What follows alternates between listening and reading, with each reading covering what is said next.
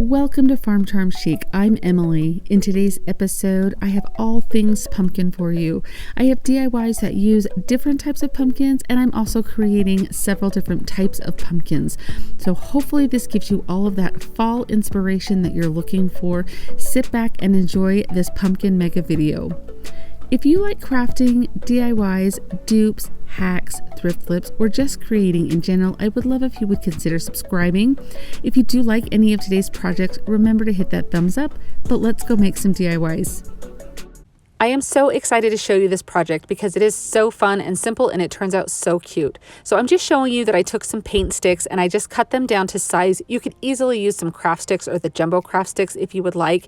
But these bigger sticks I have right here, not sticks, these are like the planks. I think they're just like wood planks. They come 6 or so in a package from Dollar Tree. So I'm just taking 3 of those and I'm just kind of spacing them, you can see, with a little bit of space so it kind of looks like a palette, but I'm also staggering the length. So I push that middle one down just a little bit so that way it kind of gives it the shape of a pumpkin is what I'm going for here. Now this is going to be the back, so again you can use the craft sticks, but I just thought those paint sticks, if you could see those through the little space that I provided there, I liked that. Now I'm just using a pumpkin color of chalk paint here and I'm just going to paint this front and back, make sure it's completely covered. And then I just like to, if you guys have watched me, you know I love to distress everything. So I just take my little emery board and I go all over each of the edges, also in between the little grooves that I left there to kind of give it that worn and farmhouse touch. Now, like a lot of crafters I know, I have a hard time throwing anything away. So this is just a piece off of one of the little sponge tools, the painting tools that I use. And so I'm just sanding the edges so it kind of gives it a fun little softer shape to it.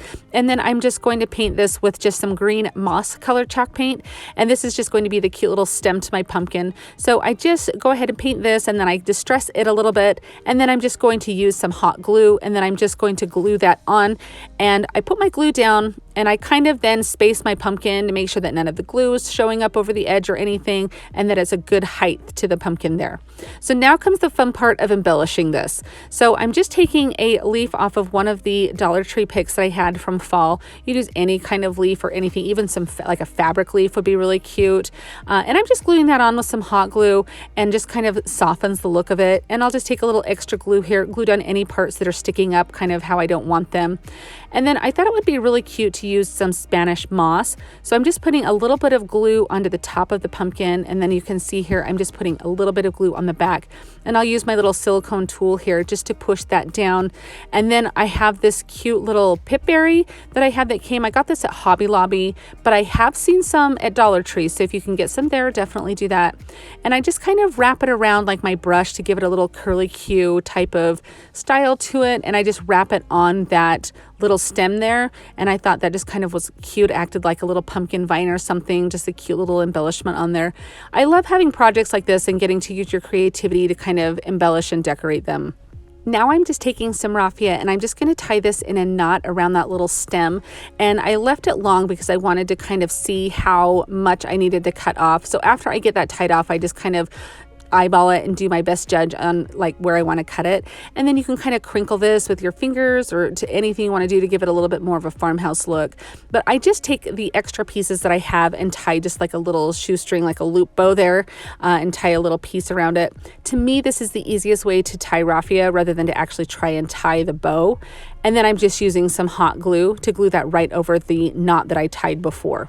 Now this would be really cute to kind of lean up against something, or you could even add it to another sign if you had made a bigger sign, but I just take a little tumbling tower block and glue that onto the back to help it stand. Look at how adorable this turns out. I love it, and it was not that much money to create, so you could definitely do this on a budget, and I think it turns out so cute, and it is definitely that perfect farmhouse fall touch.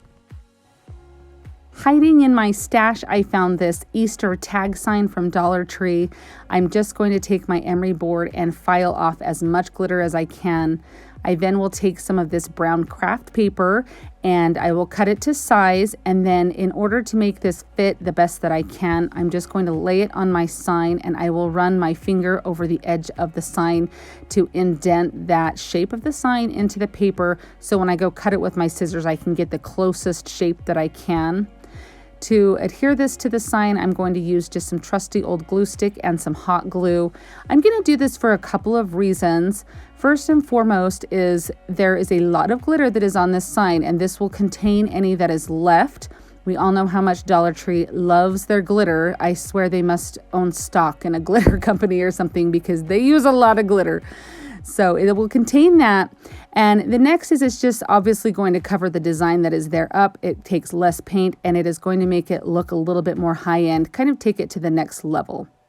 So I just put my hot glue around the edge, and then once I place that craft paper down, I use my Mod Podge roller to flatten that out a little bit, and that just really helps adhere that. Then I'll just take my emery board and in a downward motion, I will just file off the edges of that craft paper, and that's going to give it that very crisp look.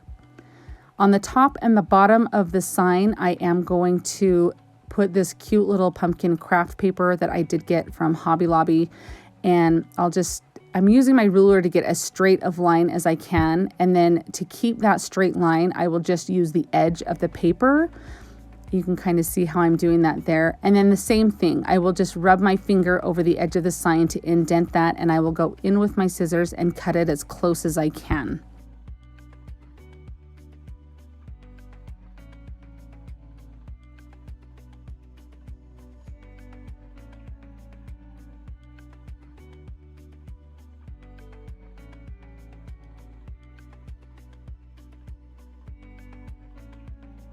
And then same thing on this paper to get that crisp edge. I just use my emery board. You can use a finger sander, sandpaper, anything that you like that works, and just do it in a downward motion softly, and that will just give you that crisp, clean edge. And then I will do the same thing on the bottom of this to add that same craft paper. So again, I just line my little paint stir stick there up on the edge of my tag sign, and then kind of eyeball where I want my paper to go up to. And then I will use the other straight edge of this paper to use as my top line. That will give it that crisp, clean, straight edge on the top there. You can see how I do that. And then of course, the same motions here. Put your finger or two, indent the sign, and then actually I guess this one I don't really need to do that because you can just cut it since it's straight as close to the edge, and then you'll just sand off the edges of the paper like this. So I did use my Cricut cutting machine. You can use any type of rub-on transfers or stickers. If you are at all familiar with my channel, you know that I absolutely cannot freehand things no matter how hard I try. It is very frustrating to me. And as much as I would love to perfect that, I just don't have the patience to do it. So I did use this little design that was in Cricut Design Space to cut these words out. So, and if you guys have been here for a little while, you know that I have lost my Cricut scraping tool, and I found it. So I'm so excited that that is back in my life, and I can stop using my hotel key momentarily until I lose it again, I'm sure. So I'm just going to push this down onto my sign here. Farm Fresh Pumpkin Patch. I just love the font that was on that. And then it also had this little You Pick sign that I'm going to put down there on the bottom. And as you can see in the upper left-hand corner, I have this darling little truck that I got from Hobby Lobby. I think it was like $2.99, and then of course they're 40% off. I'm just going to glue this on there. It will give it that cute little three-dimensional look, and I'm just using hot glue for this. And I thought this was the perfect way to use this little truck. It would also be super cute on like a tiered tray or something, but I just love this little sign that I'm making. And I'm just using my little weeding tool. You could use whatever to stick through where that hole is up at the top of your tag sign, because I'm going to use some rope to stick through here so that way we can hang our tag.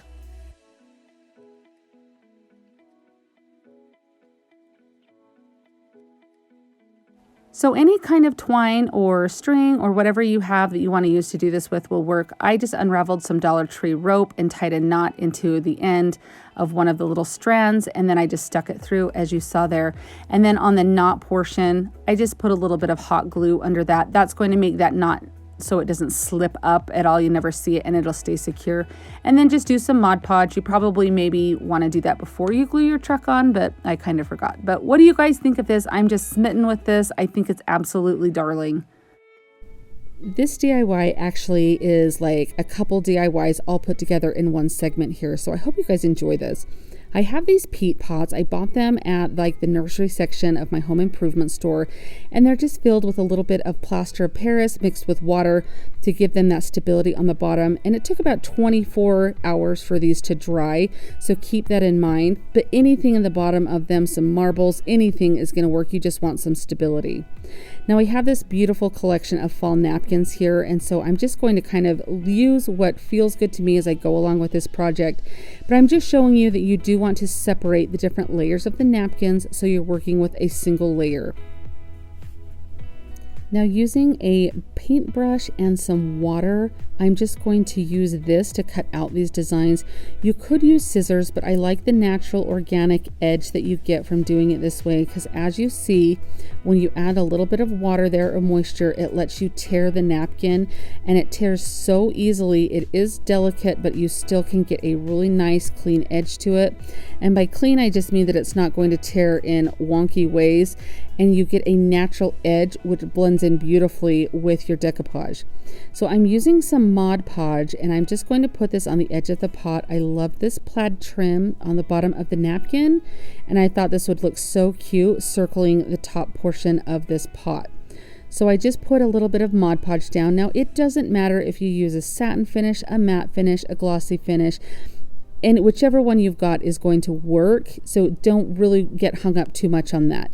But you can see I'm just putting a little bit of that Mod Podge down, and then I will go in and place down my napkin here, just pushing gently on this and working in sections, so that way I'm not getting too much Mod Podge, I'm not having it get sticky on the napkin or anything. Take your time when you're doing this and just do what looks good, but make sure you do a nice clean job while you're doing it. After finishing the rim of this pot, I'm going to take these pumpkins, and I really liked this napkin and the different pumpkins on here. So you can see I am just using this brush with some water. Now just note that as you're doing this, that the water is going to have a really big like bleed line. So you want to make sure that you're giving yourself enough space to be able to punch your design out or tear your design out without compromising the actual design itself. Now the nice thing about a napkin is you typically have a couple different tries if you mess it up the first time, but you'll get the hang of it pretty quick. And you can see that I'm just punching that out there to have that nice natural edge here.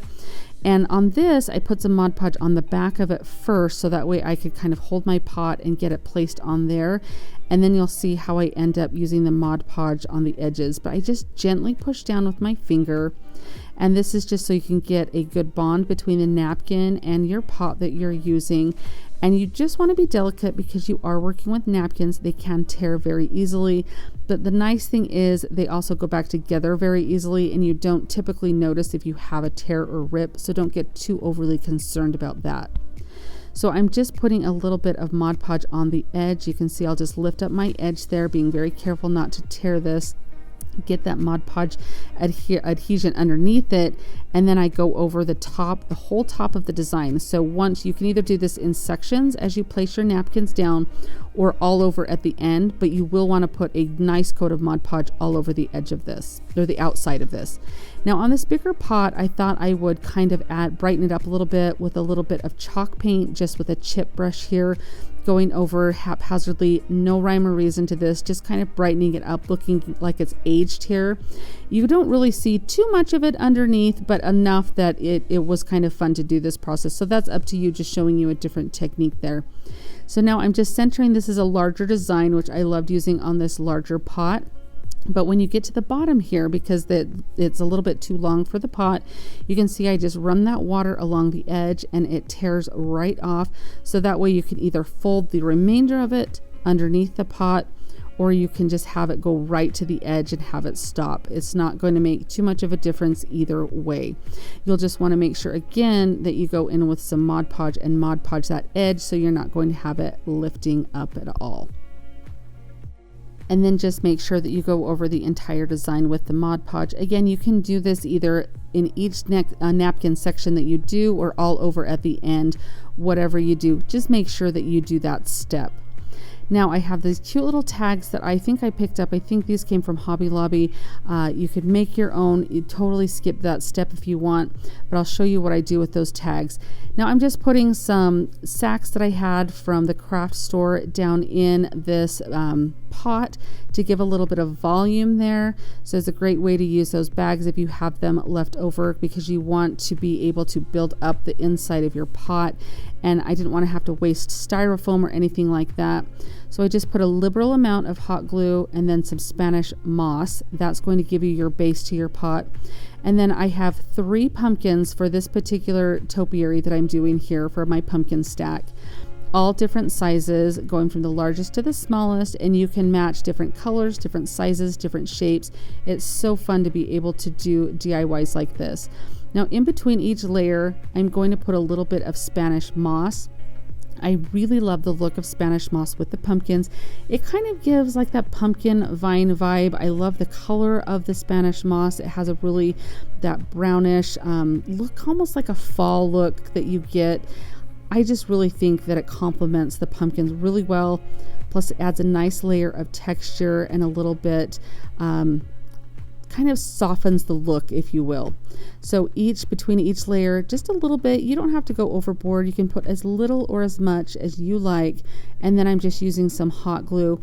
You could even go up through these and put a skewer down through them to add another layer to add a little more security if you want. I feel like the glue holds really well. Now I'm using my heat tool there to get rid of any of the little glue webs that you do get from the hot glue sometimes, so that kind of melts those away. So it's kind of a little hack there, if you will. So now I'm just going to trim up the Spanish moss. Sometimes it can look a little shaggy around, and it kind of depends on the look that you're going for. Sometimes you may want a little bit more of a shaggy look. It depends on how much texture and how wild you want it to be. I just thought I needed to trim it up a little bit. So now I'm moving on to my littler pot here, and again just pushing one of these plastic bags down here, tissue paper, some of the paper that they wrap your breakable items in from like the craft store, anything like that, paper towels even, something just to stick to build up the inside of that pot so you can put your base layer of the Spanish moss here. And again, I just use hot glue and I'm just pushing that down, almost making like a little nest for your pumpkins to sit on.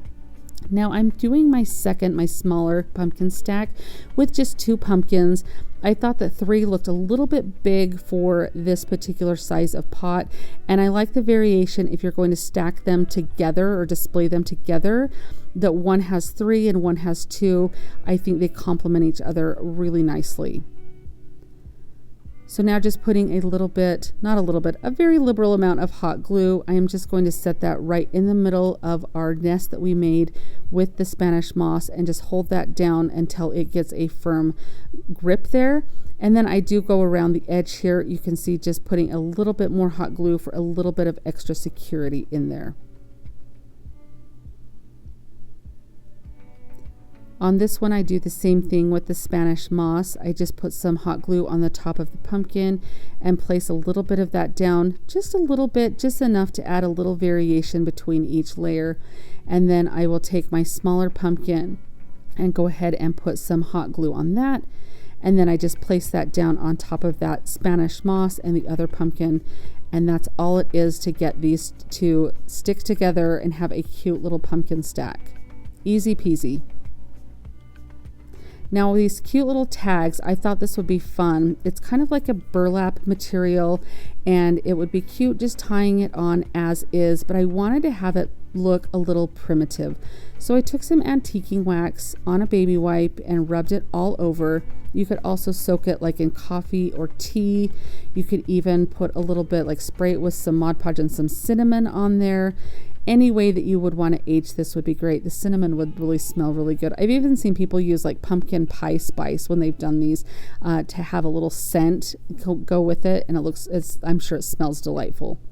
So now I'm just going to tear a little bit of the edges to have a little bit more of a look of rustic look there. And so I'm just using my weeding tool to kind of pull out each little thread. Again, this is just a matter of taste, what you decide to do or have a tag on there. Anything is going to be great. Even just leaving it as is would be totally fine. But I like to do a little bit extra every once in a while. So now I am just going to put some Mod Podge on here because I wanted to have it creased or kind of wrinkled like it had been sitting around for years, and I thought the Mod Podge would help it dry with a little bit of that crease staying in there, which it does. So I just completely coated the front and the back, and then I just kind of put it in the position I wanted and let it dry. You could even use some of the little Dollar Tree clamps to kind of help keep it in a creased position. Now I'm just putting a little bit of twine back on here, and I'm going to tie this onto my pumpkins, and I went just one pumpkin layer down to tie that so that way it would hang really nicely on the side of that. Now how you do this next part is totally up to your taste and your preference. You could tie this off and cut all the little strings so you didn't see those hanging down at all.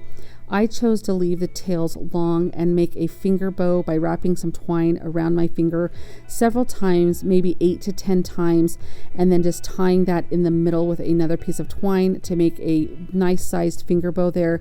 And I glued that on right where those tails were, and then just trim them up so they're not really too long. So that's just a matter of personal preference there. And then look at how cute these pots. I thought I would just show you up close this cute little pot, how all that decoupage and the napkins turned out. I just think it turned out so cute.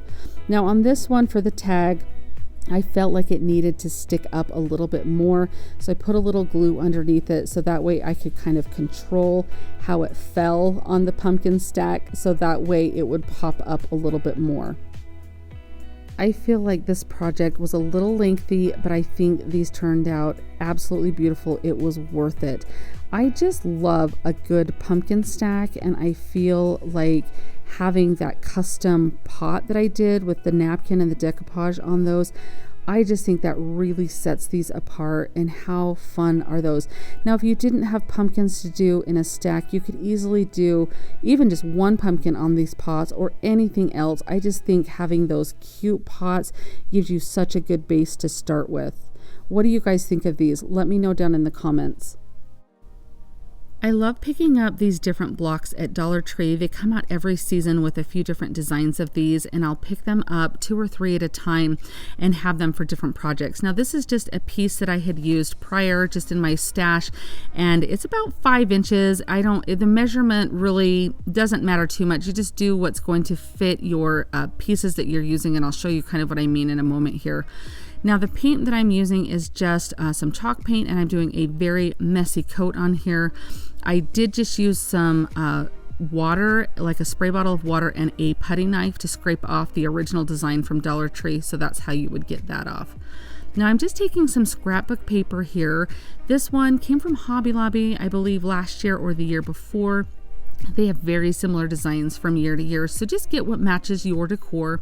And I traced out that little rectangle shape there, and then I will just cut outside of my line there. So I want this to be just slightly bigger than my surface because I want to clean it up, and I'll show you that here in a moment. To get this paper adhered to my surface, I'm just using my trusty purple Elmer school glue. You guys, I love this stuff, and if you like using it in your craft projects, I'm going to tell you a little secret. This time of year and fall time at back to school, the back to school stuff will start to go on clearance as the kids go back to school.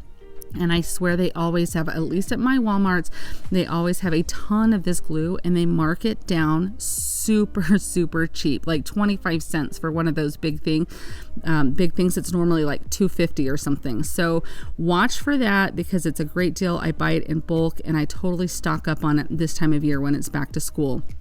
Now I'm taking my brayer, and I'm just going to roll this on here, and that's going to get out any air bubbles. It's going to make sure that you get a good bond between your paper and your surface. Now the paper where it's slightly bigger, you're going to have a little bit of it hanging over the edge, and that's exactly what we want, because we'll take a fingernail file, and I'm just going to file slowly in a downward motion on this paper here against the surface, and you can see that edge coming off. So it's going to make that edge look completely like it was made to go on this surface. So it's going to make them look as one, not that it was paper glued to your surface. Now I decided to take this a step further, and I am sanding a little bit more into the paper and the block, just because I wanted a little bit more of a rounded edge to it, so in the rounded corner, so it did look a little more rustic. That's definitely my style. It just depends on if that's something you want to do or not. If you don't want to take this step, by all means don't. Now you can see that there's a little bit of the whiteness to the paper there from it being sanded. So I'm just taking a little bit of antiquing wax. Just any antiquing wax, water-based, will work. And I'm using a baby wipe, but a wet paper towel would also work. And I'm just going to go around this edge, and it's just going to tone that down so you don't see the white. I decided to kind of go over the paper there, and then the rest of the block with the little bit of antiquing wax also, just to tone that white down just a little bit. That's something that wouldn't be necessary, but once I started doing it, I really did like the way that it looked. So this has been sitting in my stash for a couple of years. It's just a pumpkin like pick for your planters, boxes like on your porch or something. You could easily use these from Dollar Tree. You could use something from a sign like this right here. I've also seen different picks at Walmart that you could grab to use. You just need a pumpkin shape that's a little bit smaller than your surface. So I just took the backing or that stick off of my pumpkin, and then I'm sitting here with some Spanish moss trying to decide whether or not to put this on. It's a very nice clean look without it. However, I do end up liking the texture that this Spanish moss adds. Plus it gives you a good surface to glue your pumpkin to. It really is a matter of if you like it or if you don't. I did end up liking it just because I love to add different texture to different projects. I felt it almost added a little bit of a French country touch to this, and so I definitely loved it. So I'm just using some hot glue to glue that down, and we're talking just the littlest bit of Spanish moss. Don't overdo it and have it look like a bird's nest or anything, or have it be too shaggy. You want it so it's not going to get all over your house or anything like that. But just be careful when you're gluing it down, because the glue does seep through there, and every time I do this, I swear I end up going, ouch, that's hot. I forget. So just remember that. Then I just used some hot glue to glue this pumpkin on top of that Spanish moss, and look at how beautiful this turns out. This turns out so simple, and I just think it will be the perfect little piece to sit on a shelf or to tuck in your home decor for fall. If you even wanted to take it a step further and put some words on it over the paper there, or paint it a solid color, put something on it. I just love the simplicity of this paper though. I'm very anxious to know what you guys think of this project. Do you guys like it? You're going to love how simple and how quick this project is, and the impact that it makes is absolutely stunning. I just have an average pumpkin. You can pick these up anywhere really, Walmart, Dollar Tree, any craft store, and the size you use is just depending on what you're looking for. I'm using also some preserved moss as well as some spray adhesive. The first thing I'm going to do is remove this stem. You may want to hang on to this because you can use this to put back on the pumpkin at the end. I have a little something different that I'm going to use with this one, so I'm still going to hang on to this stem because you never know when you're redoing pumpkin crafts if you need a cute pumpkin stem to stick on something. So I just have a little bag that I use that I keep all of those in. So now that I have that stem removed, I'm just going to open up this moss here. Now you can pick up like reindeer moss at Dollar Tree that you can use. That would work very well for a project like this. You may just want to snip it up and cut it into littler pieces to work with in segments. But this is just preserved moss. You can pick this up at any craft store or craft section at Walmart or anywhere like that. So I'm just, and you can see that there's some fun little items found in there. So I'm just going to take my pumpkin and working in sections, I'm just going to spray this adhesive. You want a pretty liberal amount because you just want to make sure that you're getting enough on there to hold this moss. And then just working in sections, you're just going to gently place this on there. And I hold it down a little bit just to make sure it gets like that tacky feel, like so it starts to hold, that glue starts to pick it up. This glue works really quickly. That's why you want to work in small sections. And I just want to make sure that I push firmly so it has a really good hold, so that way pieces are not falling off. And as you do this, you may want to wear gloves if you're worried about getting the adhesive on your fingers or your hands at all. I didn't have too much of a problem washing my hands, having it come off, but I did have quite a bit of the moss stick to my fingers with a little bit of glue that I would get that would seep through the moss. So just be aware of that as you're doing this. I love the idea of bringing the outdoors in and having this natural, organic look to a pumpkin. I've seen these in higher end stores and boutiques. They go for a lot of money. And this really, you can make this as inexpensive as you want, depending on the size of pumpkin. You may even already have a pumpkin at your house that you could try this with. I did buy this at 50% off with Hobby Lobby in their fall sale. So I think it was just a few dollars that I paid. So not very much money to have a really nice high-end looking piece. Plus, it probably took me about 20-25 minutes at the most, I think, from start to finish with this project. So it goes pretty quick too. As you can see, maybe underneath, I'm working with like a cookie sheet that I have to kind of contain all of the moss, just to keep the mess to a minimum. So as you're doing this project, you may want to do something similar, so that way you're not sweeping up moss for days to come. When I feel like I have a section completely put together with the moss, I just turn the pumpkin a little bit to the side. I spray down the next section with a very liberal amount of that spray glue, and then just work in pieces putting that moss on. You can see how simple this really, really is. And then as I'm just showing you here that as you get to the end, you kind of just squeeze in the moss, just fit it into the little areas. I like the fact that this was a white pumpkin, so the contrast was really nice against that green, so I could see if there were any gaps or any areas that I missed.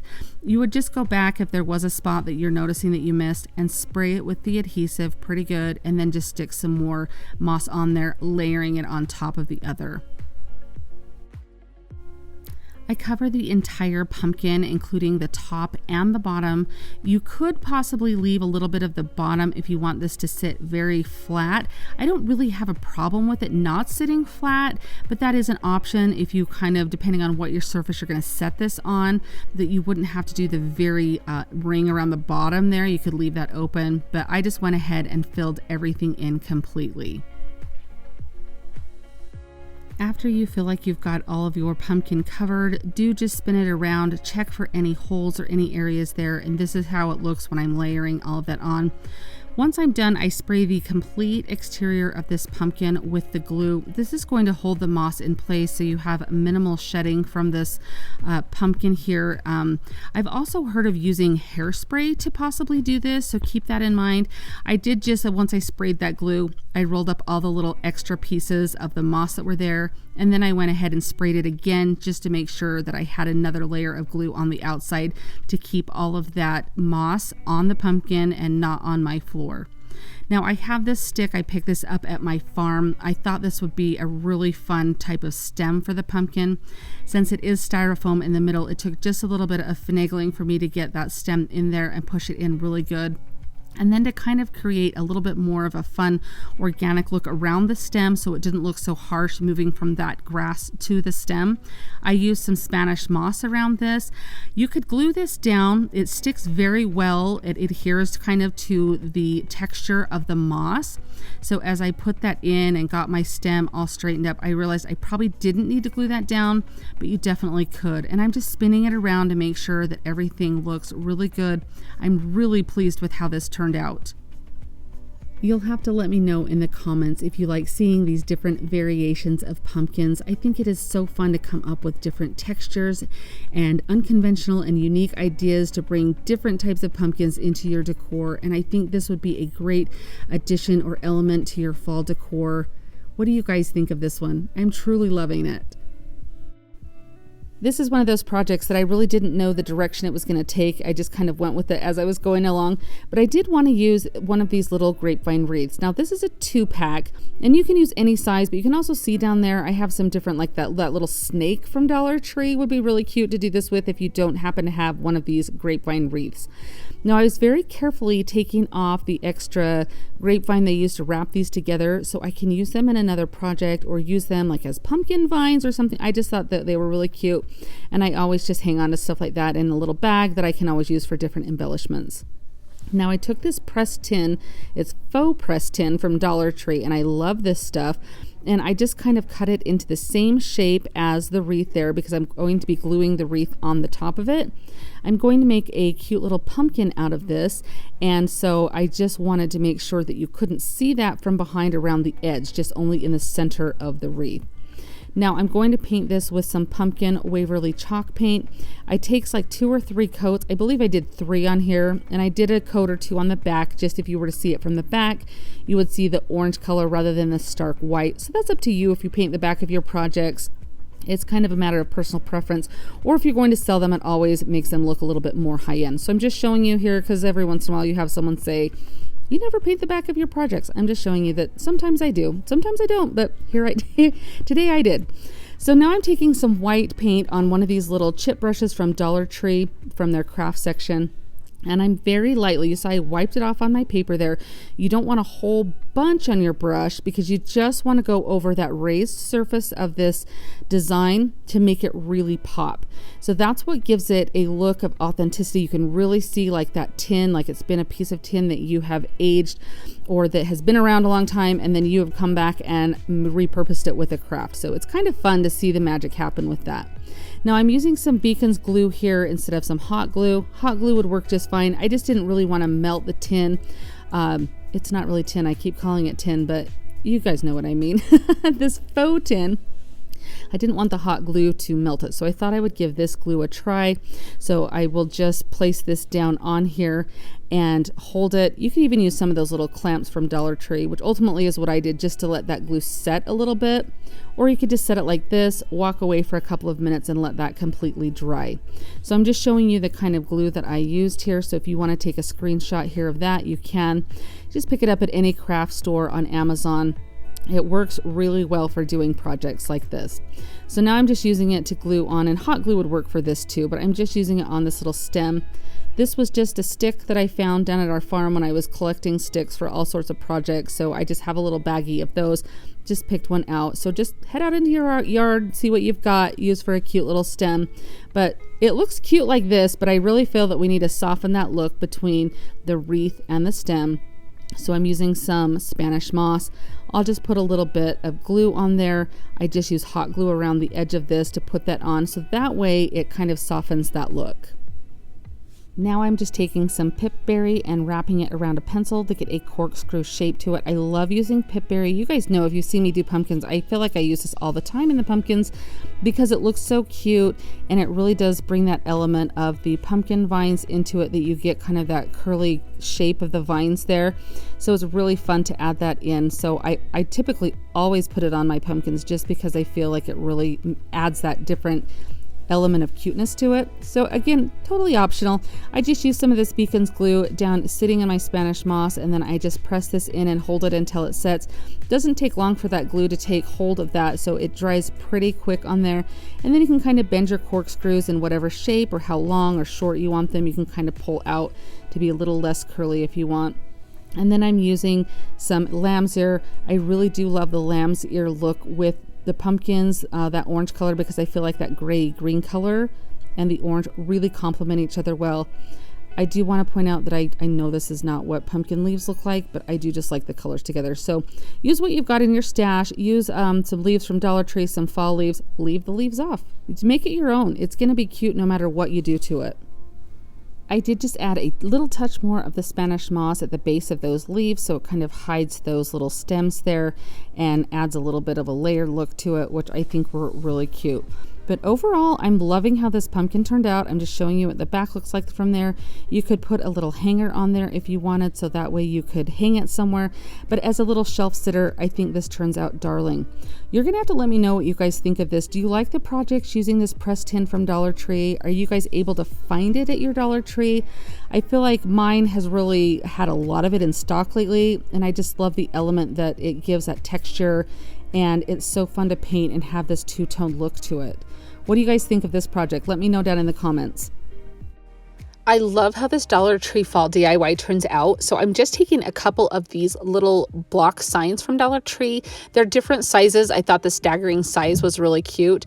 Now I did spray that, or rip the paper off first, and then I sprayed with the residue that was left behind with just some water.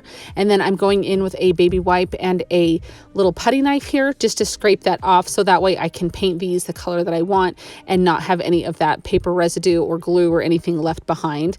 So now I'm just just measuring out. I want to stagger the size of these pumpkins. So I'm just trying to eyeball how far down I want to do and to see what it looks like. I'm just doing not a full coat of paint because I do want this to look pretty distressed. So I'm just kind of doing like a messy coat on here, I guess, and just kind of making it look really farmhouse, really shabby, that kind of stuff. And so you can, of course, paint these whatever color matches your decor, or if you're like, I do not like that style of the farmhouse paint them solid, whatever you want to do. So now these little pumpkins from Dollar Tree have a lot of glitter on them. And since I am going to paint these to match my colors for fall, I scraped that glitter off of them. Now I did just kind of measure here. You can see how far down I want to cut that sunk up pumpkin. And so I drew my straight line and then I drew the corners on. I traced those from the other pumpkin so I could cut it down and have it match. So hopefully that makes sense. And I just showed you, I just used my little hand miter saw there. I have a link to that down in my description box if you want to check that out on Amazon. I did pick mine up at Lowe's. So if you have like a close I want to say Home Depot, but any type of home improvement store, there we go. Then you can check there. They're like $10-15 or something like that. I love using Waverly's pumpkin and moss for fall decor. I think it has that perfect farmhouse muted tone to it. So I give these just a couple of coats of each of those colors, and then I just sand around the edges. I really liked how it kind of brought out the color they originally were. It kind of was a good contrast, so I was pretty happy with that. And then I'm taking some just white chalk paint here and just doing a really light dry brush to kind of add a little bit of visual interest to them because they were kind of flat and plain looking. And then I did forget to mention, but I think you saw me gluing the stems back on. I did just paint those with some brown paint. Now you can do whatever you would like to do for your lettering on these signs. I just got these from Cricut's Design Space and just cut them out with my cutting machine. You could easily do some handwriting on them, print on tissue paper. I've done several tutorials on that. I've also done water slide decals, anything like that. There's so many different ways to get words onto things. So whatever method you like to use, go ahead and do that. But I just really like the saying Happy Harvest. I thought that was super cute. And then I do just use some wood glue and also some hot glue to get these all glued together. Now you did see me take a little bit of the dry brushing and go over the vinyl letters. That kind of gives it a faded look as well. So it looks like the letters were meant to go on the sign. So just keep that in mind if you're ever doing vinyl on a project you're distressing, to dry brush over the letters a little bit to help them look aged as well. And then I'm just embellishing this just with some ribbon that I had, some cute little black and white buffalo check ribbon I thought was really cute on there. And then just some raffia, and you can see I'm just kind of scrunching that up. I thought it was kind of fun. I also have this cute little pitberry, and I've used this in a couple of projects, and what I love to do with it is wrap it around like the end of your paintbrush or a pencil or something and give it kind of that corkscrew look. And then I just wrapped it around the stem on these, and I love it with the pumpkins because to me it just looks like little pumpkin vines growing. I just think they're super cute, and it's so fun to be able to take these pieces and embellish them however you want to kind of give them that cute little personal touch. I did the same thing on each of them so they matched really well.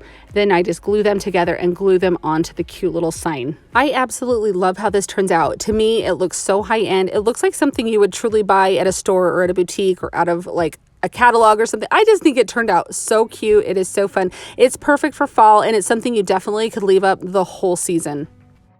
If you guys are anything like me, when you see these packages of these 3 twine rolls at Dollar Tree, I seem to always pick them up a couple at a time.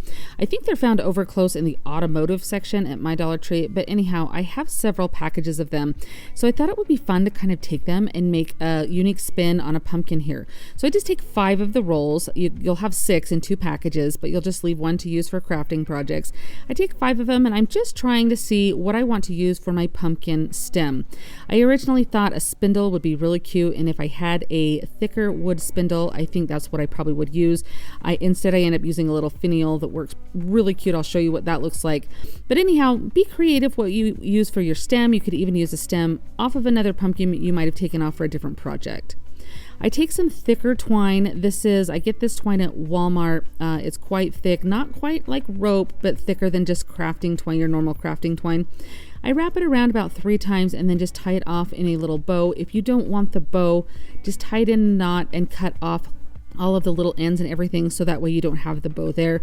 It would also be fun to embellish this in so many different ways. The creative possibilities are completely endless here with this project. So now I want this little stem here. This is just a finial. This is what I end up using. They come in a package of 3 or 4 of them at Hobby Lobby in their woodpile section. You could also use any type of finial that you could find. Again, be creative with this part. And I did stain it with some antiquing wax to kind of tone down that natural wood color. You could paint it green. You can really do whatever you would like to. This project is so versatile. Now I just had to stuff a little something down in the middle of the pumpkin there to have a surface to glue my finial to. So you could use, depending on how thick your item you're using for your stem is, you may not need to do that. But I just stuffed some, I think it was just like paper that I stuffed down there. I can't recall exactly, but I think it was just some of that paper that they wrap your stuff in at Dollar Tree. I just stuffed that down in there. You can't see it. If you were worried about it, you could definitely put some Spanish moss at the bottom of it to cover it, but you can't see it from the bottom. So just kind of use your best judgment with that. I then take some hot glue and put that down into the center, and I'm just going to hold that finial to make sure that it stands up straight. I just think this turns out so cute. It was so fun to come up with the different ways to embellish it and everything. So I just make sure that that stem is really good and dry there with that hot glue. And then I go around the edge because I want to add a little bit of Spanish moss. I think the Spanish moss adds a good texture to your DIYs. And I also think it looks so fun with the fall DIYs because it looks like the dried kind of vines and stuff from the pumpkin. And it also adds like a little softness around it, so it's not, you don't have such harsh edges. So I just gently place that all around, and then I take this lamb's ear that came from Dollar Tree, and I am just going to snip off a couple of leaves. So you can use whatever kind, if you have some different foliage that you want to use. We always have like leaves left over from different projects we do. I'm sure any crafter knows that. You maybe have a bag with a bunch of different things. Reach into that for this. Find some different things to stick on here. I really liked the look of the gray tones to the greenish gray tones of the lamb's ear with this. I thought it had a really good natural looking tone. I know that's not what pumpkin leaves look like, but again, pumpkins aren't made out of twine rolls either. So we're just using our imagination here. I'm just using some hot glue to stick that down in there. It slips in really easy in between those rolls of twine to get a nice look there. Now in my stash, I had this package of these little sunflowers. They're adorable and they would look so cute on this. And I kind of go back and forth trying to decide if I put them on the pumpkin, if I don't. You'll have to let me know. And I mean, you'll see me in a minute here go back and forth on if I should put it on or not. I ultimately decide not to put it on, but look how cute. I mean, even now I'm looking at it going, it really does look so cute on there. So you can kind of see that you can embellish it any way that you decide. I have this pipberry here, and you can pick this up at Dollar Tree, Walmart, any craft store, Amazon. And I just decided to wrap it around my fingers. I love to give it kind of that corkscrew look. I love the fact that you're going to add a little, like another color on there. So this comes in white, it comes in orange, it comes in all different colors. And the white is just what I happen to have there. So whatever color you want to choose, it's going to bring a different element, a different texture to your piece. And I just love it. And I think it works really well when you're doing fall DIYs to have this, because when you curl it up in that corkscrew shape, it really does look like the pumpkin vines. And I think it's so fun. And it really does have a good place and a good purpose on it. So I just wrap it around that finial there, and you kind of can pull it. It's a wire, so you can stretch it and see how cute it would look even with that sunflower. I still am trying to decide, do I put it on? Don't I put it on? I really had a hard time deciding. Do you guys ever have a hard time deciding, is it going to be too much if I glue it? I don't want to glue it and then hate it. You'll have to let me know down in the comments if you ever struggle with that. But I do all the time. You can see I ultimately decide to leave it. I still think it turns out really, really cute, that you definitely can jazz this up as much as you want, leave it as simple as you want. I thought this way it matched any type of decor. It had a very neutral tone to it, so that way anybody could take this and put it right into their fall decor. But I love coming up with different items to make pumpkins out of that you don't ordinarily see, and I thought it was really fun to take these twine rolls and do a pumpkin out of those. What do you guys think of this one? Most excited for you guys to see this one today. So you can see that I have drawn a triangle on a couple pieces of scrap wood that I have. I do 3 of them and cut them out with my table saw, and then I sand the edges to make them have a little bit of a rounded look to them and make the wood a lot more smooth. I am then taking, I believe this is a hazelnut color of the chalk paint, and I just water it down. This makes it just more of a stain to go on the wood. I want this to look like pie crust. We are going to make a slice of pumpkin pie out of these blocks of wood. They're kind of like triangle blocks, I guess. But I do take some pumpkin Waverly chalk paint, and I do add a little bit of the antiquing wax to it just to kind of give it a little bit of a darker tone so it's not so bright. And I do cover the next 2 triangles completely, all sides, front and back. I do take these little half beads. I have 5 of them, and I do just wipe what's left over of that hazelnut kind of stain that I've made out of the hazelnut chalk paint there, and I do wipe down each of those. I do glue each of my layers together here, so I just use wood glue and then a little bit of hot glue.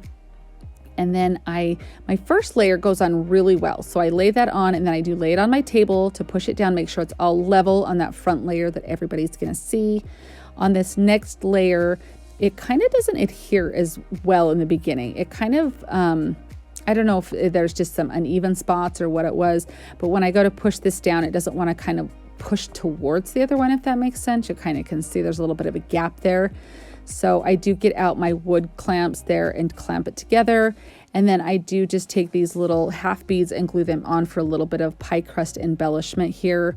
I just start with the middle one. I just use wood glue and kind of work my way out on those.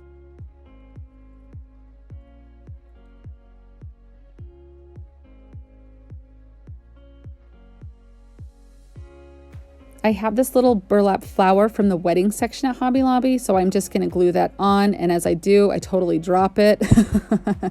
And it actually ends up being like a happy little accident because it kind of took off a little bit of the glue, so it was able to go on, and it did not like bunch all around or come seeping out or anything like that.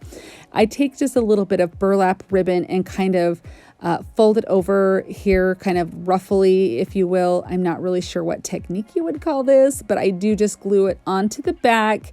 This just kind of helps give it a little bit of that pie crust look on the back. That little flower acts as the whipped cream on there. I just think this turned out so cute. I'm loving how this is coming along so far.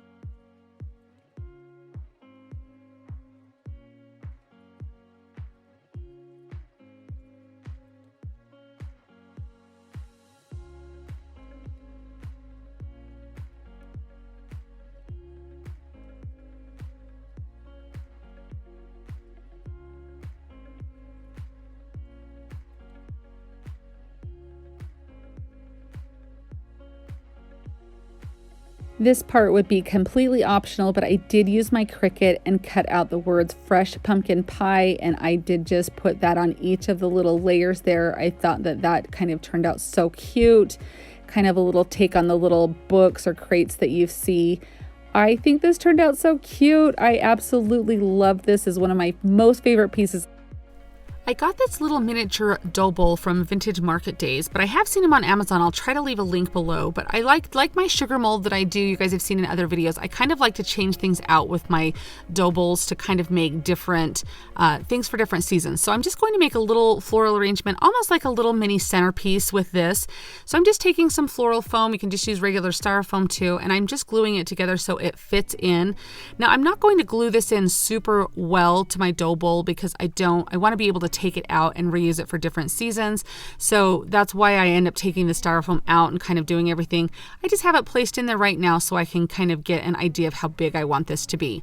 Now, if you guys haven't seen me do this hack before, if you ever get Dollar Tree or well, any type of florals that the leaves maybe are not quite so nice or kind of wrinkled or whatever, you can use a heat gun and kind of blast them. You want to do it as a quick blast though, because you don't want to start to melt the leaf, but it will make them go flat. So I just did that to all my leaves so they had a nice crisp look to them. And now I'm just going to go around the edge and get the base of my arrangement here. Now, I am not a florist at all. I just do what looks good or feels good to me. So if there's something that you've done floral arranging before and you're like, ugh, that's not how you would do that, it's probably not, but I just do what works for me. So just kind of note that. So I'm just using a bunch of different leaves that I cut off from Dollar Tree picks, and I'm just doing, again, what looks good, the different colors, kind of making it even so not all one color's clumped in one area. And now I'm just on the top of this to cover up that floral foam. I just put some hot glue down and then put some Spanish moss all over it. Now these cute little pumpkins came from Dollar Tree, and they were the ones that had like the little metal clasp on the bottom. You can kind of see in one of these. You'll see me removing that off of there. And I'm just taking some skewers. You could glue this down, but I like to reuse a lot of things. Once I take this apart, I probably won't leave it for next year. I'll do something different. So I'll be able to use these in a different project if I don't ruin them with hot glue. So keep that in mind, but you are welcome to glue your items in also. Now I have some other cute little florals that I thought would match really well, and I just kind of stick those in anywhere that there was some like empty space or anything like that. And I love, love, love these things hanging over the edges here, these little berries. I'm not even sure what these are, but I thought they were so cute, and it brings that little touch of like a bluish color in. And then I'm just sticking some pine cones, and I thought it needed a little bit of a greener leaf in there, so I tucked those in. I thought it looked good. Again, you're just gonna do what looks good to you. So now I'm just making sure that it fits in my dough bowl. And I will take some hot glue and just put a couple of little dots on the bottom here just to hold it in place, so if it gets bumped or something, it's not going to come like falling out or anything like that. And in between some of those pumpkins where I didn't really have any florals or anything, I just tucked with a skewer some of the Spanish moss. And then also around the edge of the bowl, you can kind of like, if you look at it at eye level, you'll be able to see that styrofoam a little bit. So I just tuck some of the Spanish moss all the way around that also. And then some of these pumpkins, you could kind of see like they had, the tops of them were a little rough looking. So I just put a little bit of hot glue around the top of them and glued a little bit of the teeny bits of the Spanish moss left over onto them.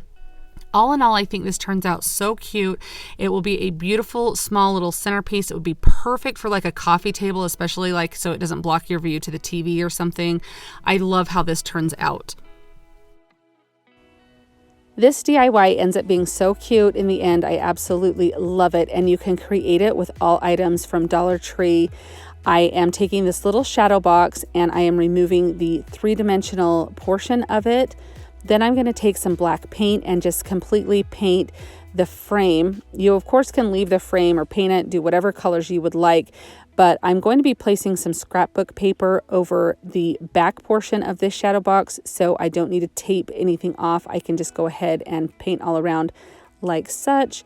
And then I take this little pumpkin here. Now this came from Hobby Lobby, but they did have tons of different little wooden pumpkins at Dollar Tree. So I paint my pumpkin orange, and I'm going to paint this little block, which was a leftover piece from another DIY I did from a block from Dollar Tree. I'm just cutting down some scrapbook paper to size. I thought this little black and white buffalo check would be so cute for a contrast. And then I'm just using some purple school glue stick, which if you've been here for a minute, you know I absolutely love this stuff. And guys, I recently found my Cricut scraper, so I'm just using that to get all of the bubbles and things out.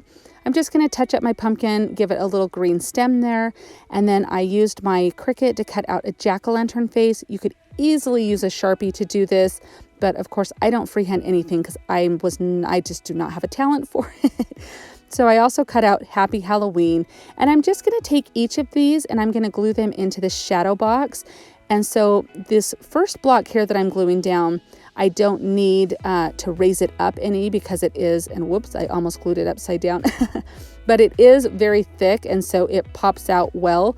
But the little jack-o'-lantern is so thin, I'm just using a little teeny wooden block, and I use that to raise it up to give it that three-dimensional look.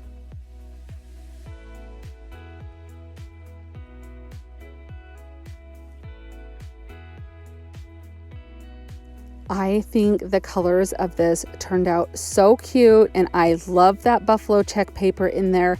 I feel like this is such a nice little addition for Halloween. It's not screaming like scary or gory or anything. It's just cute and sweet and totally my style. What do you guys think of this one?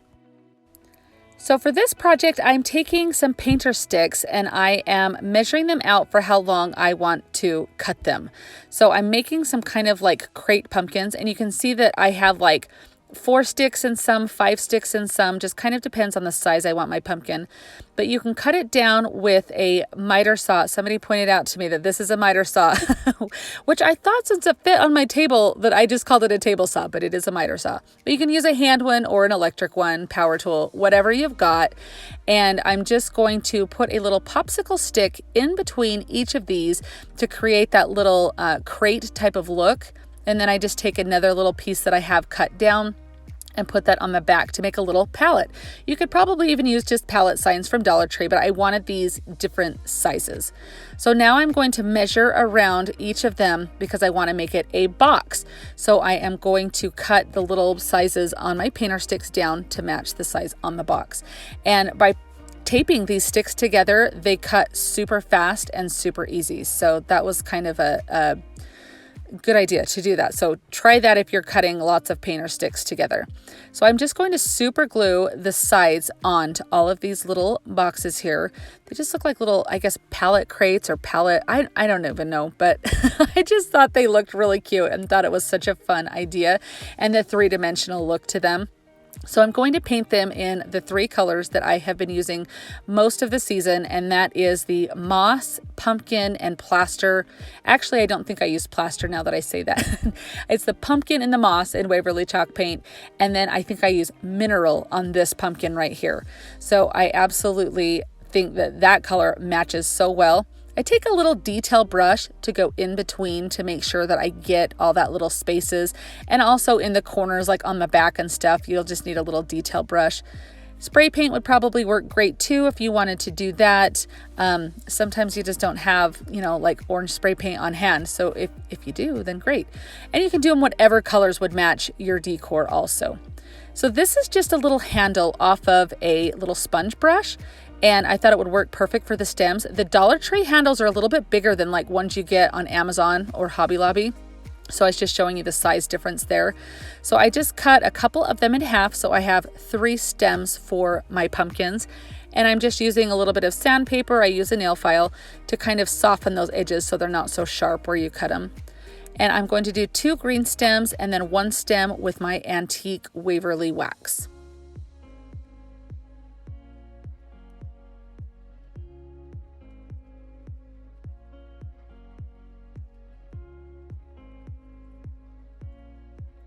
Now this would be completely optional, but I do like to distress a lot of things. If you've been here before, you know that about me, that I do love distressing.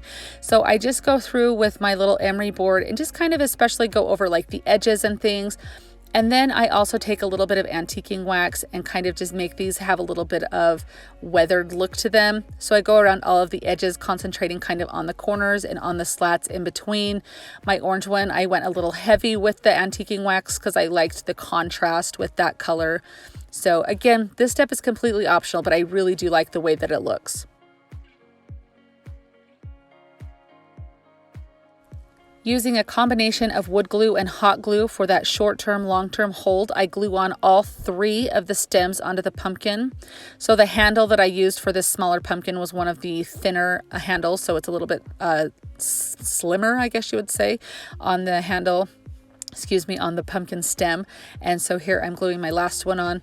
And then I just take some raffia and I just tie that onto, I just slip it on. So I started tying it, slipped it onto the stem, and then just kind of crinkled it up, cut it to size, however I wanted it to make it look really good. You could even do just a bow, you could do burlap ribbon, customize it to what you like. I just really like the way that the raffia looked on here.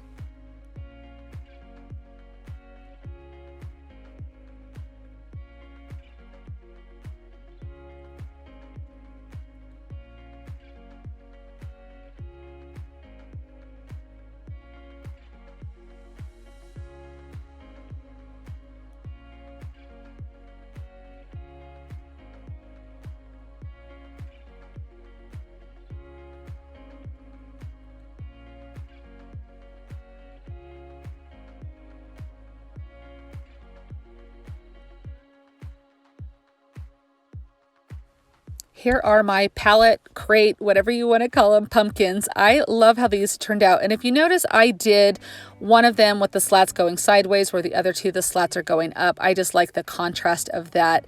I thought these were super cute. It took 3 packages of paint sticks was all, so $3 for these pumpkins. As I was searching for French country ideas, I saw a lot of terracotta pots that kind of had like a very aged look or like a plaster finish to them. So I thought I would try that with this pot that I have, and you can use any type of terracotta pot that you might have. I'm just putting some baking soda in this little dish, and I'm just adding some chalk paint to it. You probably could use like spackle really easy to do this same texture, maybe water it down a little bit because I felt like it was almost the same type of consistency texture as I was mixing this. And mix it really good before you add more paint, because I've had seen a lot of people do this that say that you'll keep adding paint thinking it's dry and then you end up with it too liquidy. So just kind of mix it really good before you decide to add more paint, because I thought I was going to have to add so much more and I ended up not. Now I'm just going to brush this on to the pot here. And this is what I decided to do first, was kind of brush it on like this. But as you'll see in a minute, I found another method that works a little bit better. But I mean, this works fine too. And you can do it as heavy or as light as you want. I end up taking a stencil brush from Dollar Tree and I'll dip it in my baking soda mixture there. And then I will just kind of push up and down. And I'm doing it pretty heavily because I want that heavy texture to it.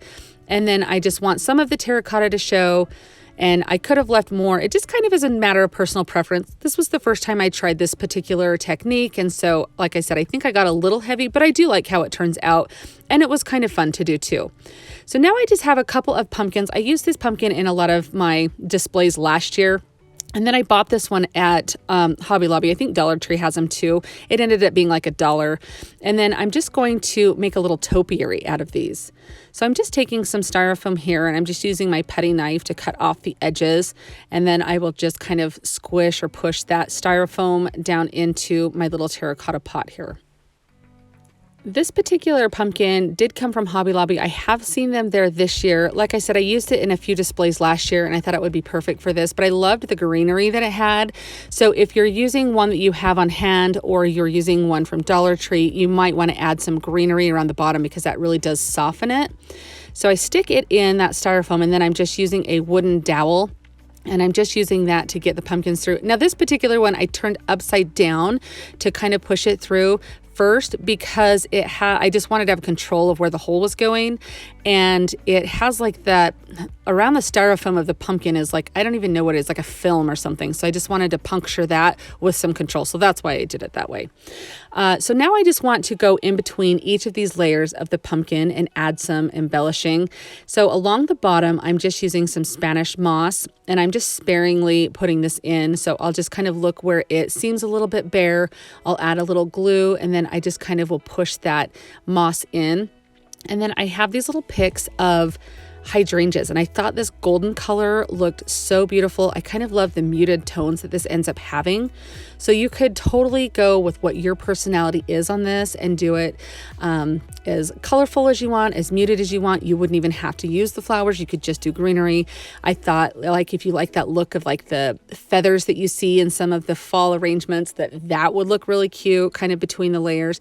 The possibilities are endless. And this is the fun part of creating, is getting to do what matches your taste and your style. So I'm starting this next layer, putting the Spanish moss all the way around because I wanted that to kind of come out between the different layers. And then I take some boxwood. This is from Walmart, the boxwood pick. And it's $1.97 for a pick, and it's an amazing deal because you can do so many different projects with each one. It comes with a bunch on one pick. So I'll just pull off like 6 or 7 of the little teeny pieces of the pick, little sprigs, I guess we'll call them. And I just glue those around and then intermittently just kind of put in some of those hydrangeas. And I'm just using hot glue between all of the different layers here. And then as I get around, I'll push that top layer of the pumpkin down. I can put a little extra glue there, but there was a lot of glue there to kind of hold it. So moving on to this last layer here, again, you can just see I put the Spanish moss on top. I'm just using these little silicone spatulas so I don't burn my fingers because if you've worked with Spanish moss and hot glue before, you know it seeps through very easily. And I'll just place that top pumpkin there to kind of see how much I want to do or how it looks. And then you can see on this layer, I'm just gluing these little sprigs across like this and just kind of doing, instead of doing a number of 4 around the pumpkin, I just do a number of 3.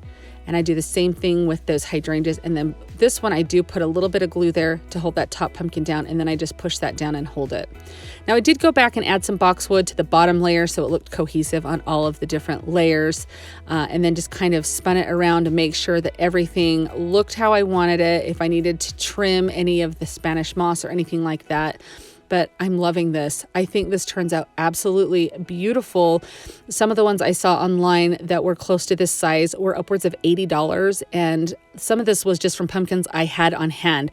But I just think this is beautiful, and I love how this turns out. This is such a fun project to use the tumbling tower blocks for. So these are just the tower blocks from Dollar Tree that I have, and I'm going to make some little pumpkins. And it's easier if I will try and explain the best I can in words, but you can kind of watch what I'm doing, and that will hopefully make the most sense to you.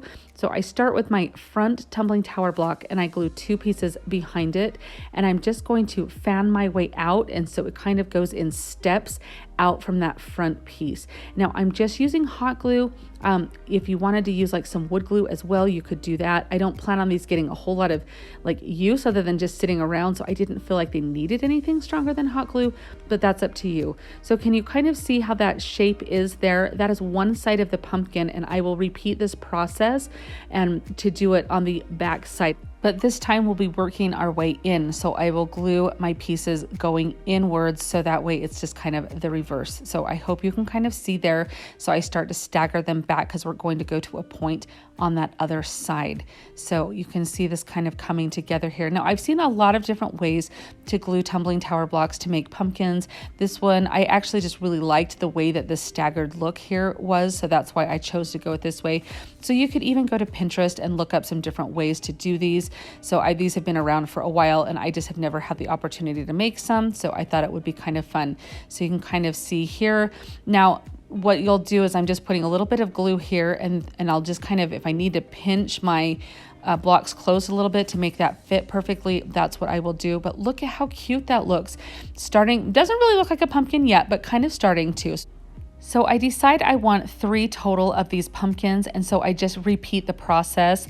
Now you can stagger the tumbling tower blocks out a little bit further to kind of widen this, or bring them in to make a more narrow pumpkin. You can kind of do whatever you want to give any variation in size or look to each of your different pumpkins. But you can see I'm just repeating that same process here. This one I staggered them out a little bit further, so it is going to be a little bit wider, but I really like the fact that I have control a little bit over making them kind of different, because no 2 pumpkins are the same, and no 2 of your DIY pumpkins like this will be the same either. So here are 2 of them. They are super cute, and I end up making a 3rd one the same process. And so now for the fun part of trying to paint and embellish these however I want. So if you've watched me do any of my fall crafts, I have been using like the pumpkin color from Waverly, the moss color, and also just the plaster color. I love those 3 colors for the pumpkin variation. So you can paint these in whatever colors you would like to.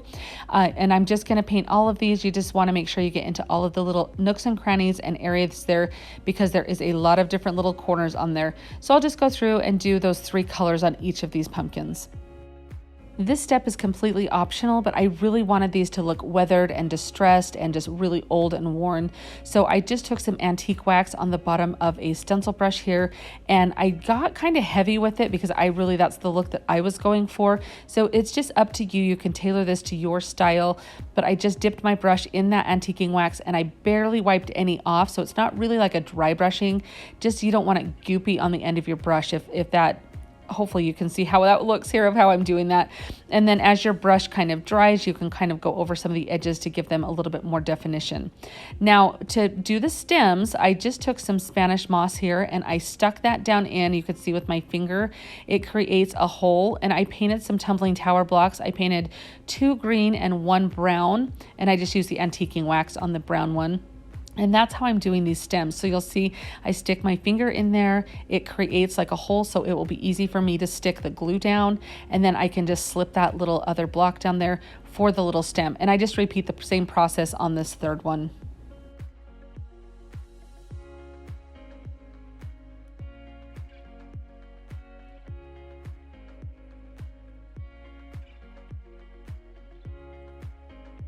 You can definitely leave the Spanish moss as long as you want. I kind of gave it a little bit of a trim to help it kind of so you could see the stem more. But look at how cute these look. They would be perfect for a tiered tray or just really anywhere, a cute little desk ornament even. I just love how these turned out, and they're going to be so versatile. One of the fun things of being a creator and a crafter is a lot of times you'll just be at the craft store or a boutique store or somewhere, and you'll see really cute things and you'll think, hey, I think I can probably make that. So I saw these cute pumpkins at Hobby Lobby and thought, I can probably make something similar.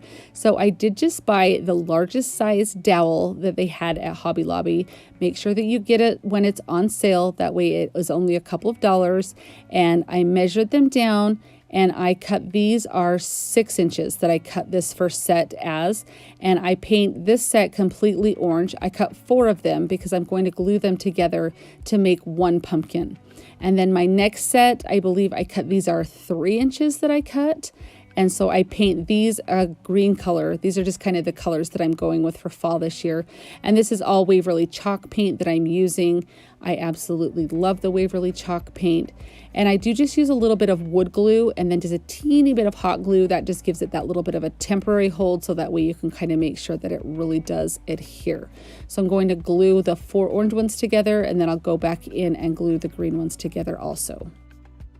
After I did those 2, I decided I needed 1 more, but I did not have any more of that size of dowel. So I did take just a plunger handle and I cut these down to be right in between these 2 sizes, which I think ended up being about 4.5 inches. And then just the same process, I painted them with white and I glued them together, everything like that. And then we're on to making a stem for these. For the stem, I just used some scrap pieces of dowel wood. You could even use like the handles off of some of the foam brushes that you've used would work. Even like a stick from your yard would work fine. Just anything that looks like a stem, and you're just going to cover it in a brown or green or whatever color of paint you'd like to use.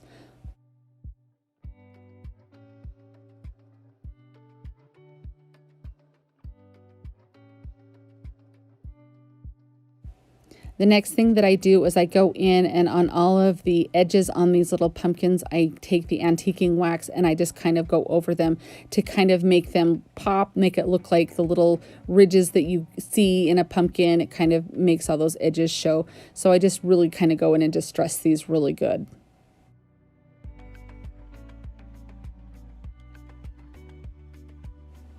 So then I just take the hot glue and I just glue each of the little stems onto the pumpkin. I did a green stem on my white pumpkin and my orange pumpkin, and then a brown stem on my green pumpkin. So I kind of like the way that looked. And then I do decide they need a little something extra. So you can see there that I just go ahead and tie a couple raffia bows to put on them. Look at how cute these look. I think they turned out so cute and so fun. Now, the ones I saw at Hobby Lobby only came in orange, so I'm so excited that I got to make my own and kind of have them in the colors that I want.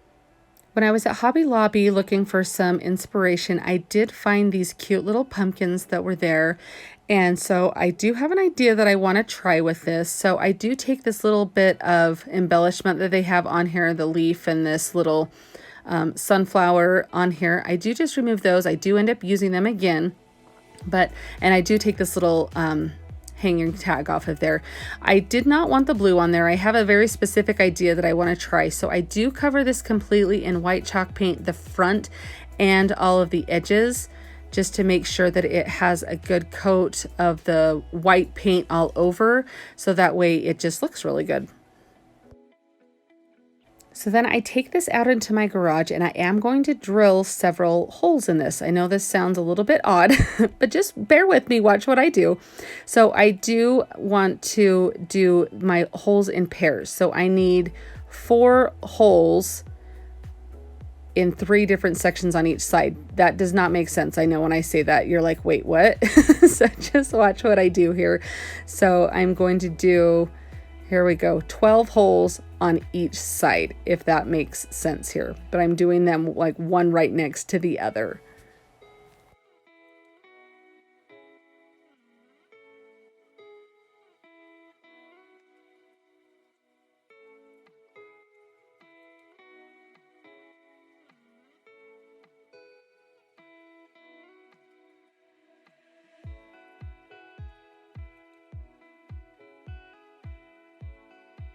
This is what your pumpkin will look like once you get all of your holes drilled in.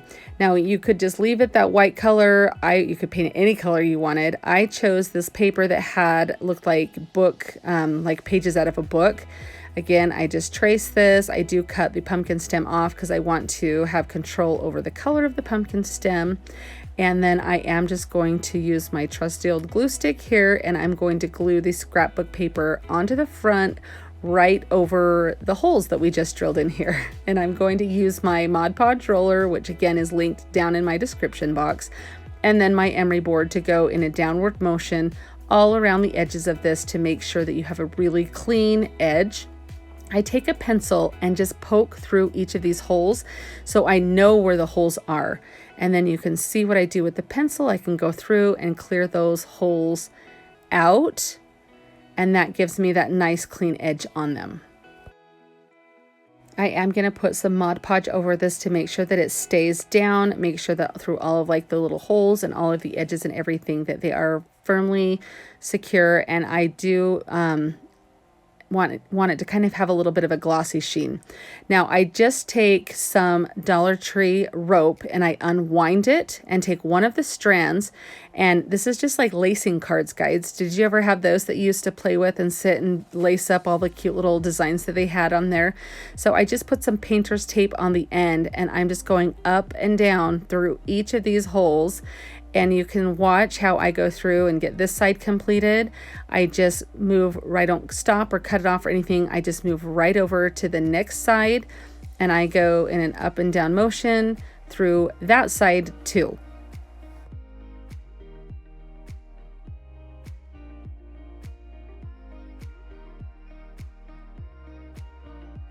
Again, I apologize, my camera was being very finicky and I did lose some footage here. I think my storage was full. So I'm just showing you that I did glue a little piece of scrap wood on the back to help it stand up, and I did tie the rope off.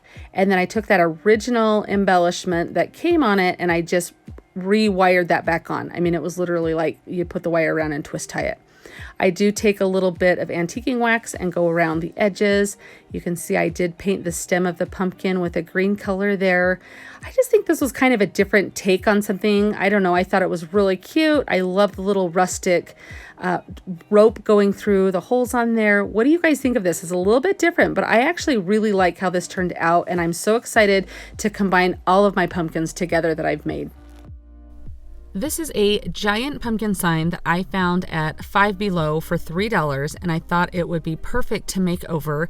And I'm just using my heat tool to remove some of the stickers on the back, and then I do just tape back that little hanging tag because I didn't want to get any paint on it because I wanted to leave that.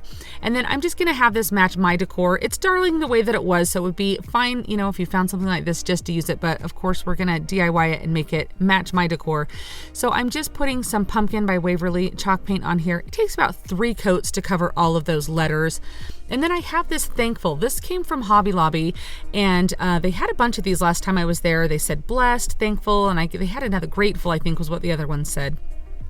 But I'm just taking some antiquing wax with a baby wipe, and I'm just going to wipe this over all of the surface of this to give it a nice look of the stained wood. I thought that would be a good contrast.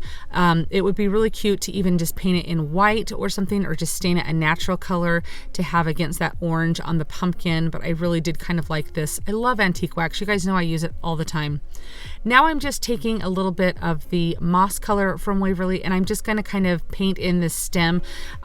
It doesn't stick out a whole bunch, but you do see a little bit of it when I'm done with the project, and so it's kind of nice to have it look kind of authentic. And then I'm just taking a little antique wax on a little teeny angled brush, and I'm just doing a couple of the ridges for the pumpkin here. I'm just eyeballing it. I'm just kind of like hoping as I do this that it turns out okay, and it does, I think, turn out okay. But you just kind of do a couple kind of curved in each direction. You can kind of see curved into the middle of the pumpkin there. And then I do take a baby wipe after I do this to kind of mellow these down because they're really dark. And so I'm just wiping those off kind of in the same curved motion.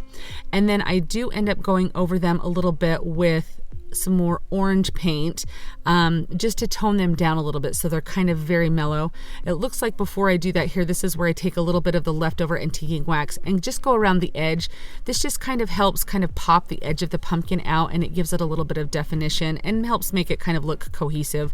So here's where I'm putting that orange just lightly over that antiquing wax. It just kind of helps to blend it in and kind of mellow it down. You can kind of see what that looks like here.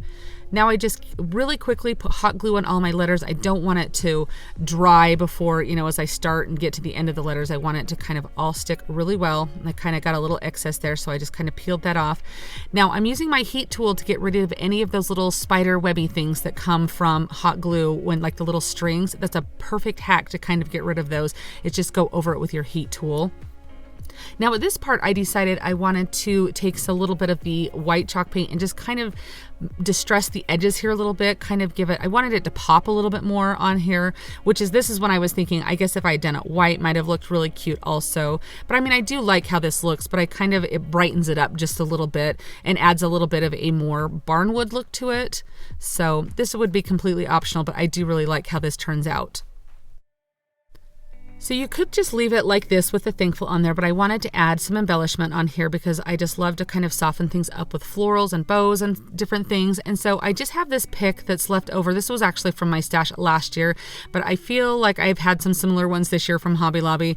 So anywhere, you could even use ones from Dollar Tree. And I had this little bit of cream hydrangea here that I thought looked really cute with it as well. So I'm just gluing those off to the side. And now I'm just taking some ribbon. This is just the burlap ribbon that I use from Hobby Lobby. And then this is some Dollar Tree ribbon also. And I just loop it around about 7 times. And then I do use a zip tie in the middle of it here. I forget to show you that. And I just zip tie the middle of it. And then I just pull all of the loops out and just kind of fluff this up. I just put a bunch of hot glue down on my pumpkin and then just set this bow down and then just fluffed it up as much as I wanted it to. And then I'm just gluing kind of the tail here, you can kind of see. Now, if you decide this is way too big a bow, at first I was like, ugh, this is kind of big. I end up really liking how it is, but I mean, you can definitely make smaller loops for your bows. But I just take off my little tag on the back there so that way the hanging tag is there. And look at how cute this looks. I love to dress my pantry door for different holidays, and that is exactly where this is going to go. And I think it turns out beautiful. And it's something that will last not only through fall, but through Thanksgiving as well. Are you guys on Instagram? If you are, I would love if you would come and find me. I am Farm Charm Chic over there. I'll leave a link down in my description box so you can easily find me. But come and see what I'm working on. I post there quite a bit. I like to show you things that I'm working on or when I have videos ready. It's just another place to stay in touch. So if you do come find me, remember to send me a DM and say hi because I do love meeting new friends.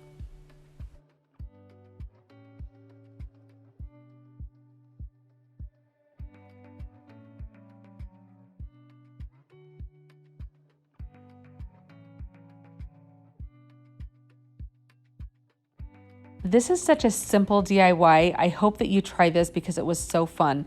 Now, I did find this wire in the jewelry section at Walmart, but you could easily just use, zip ties, you could just use twine to tie these off with, however you wanted.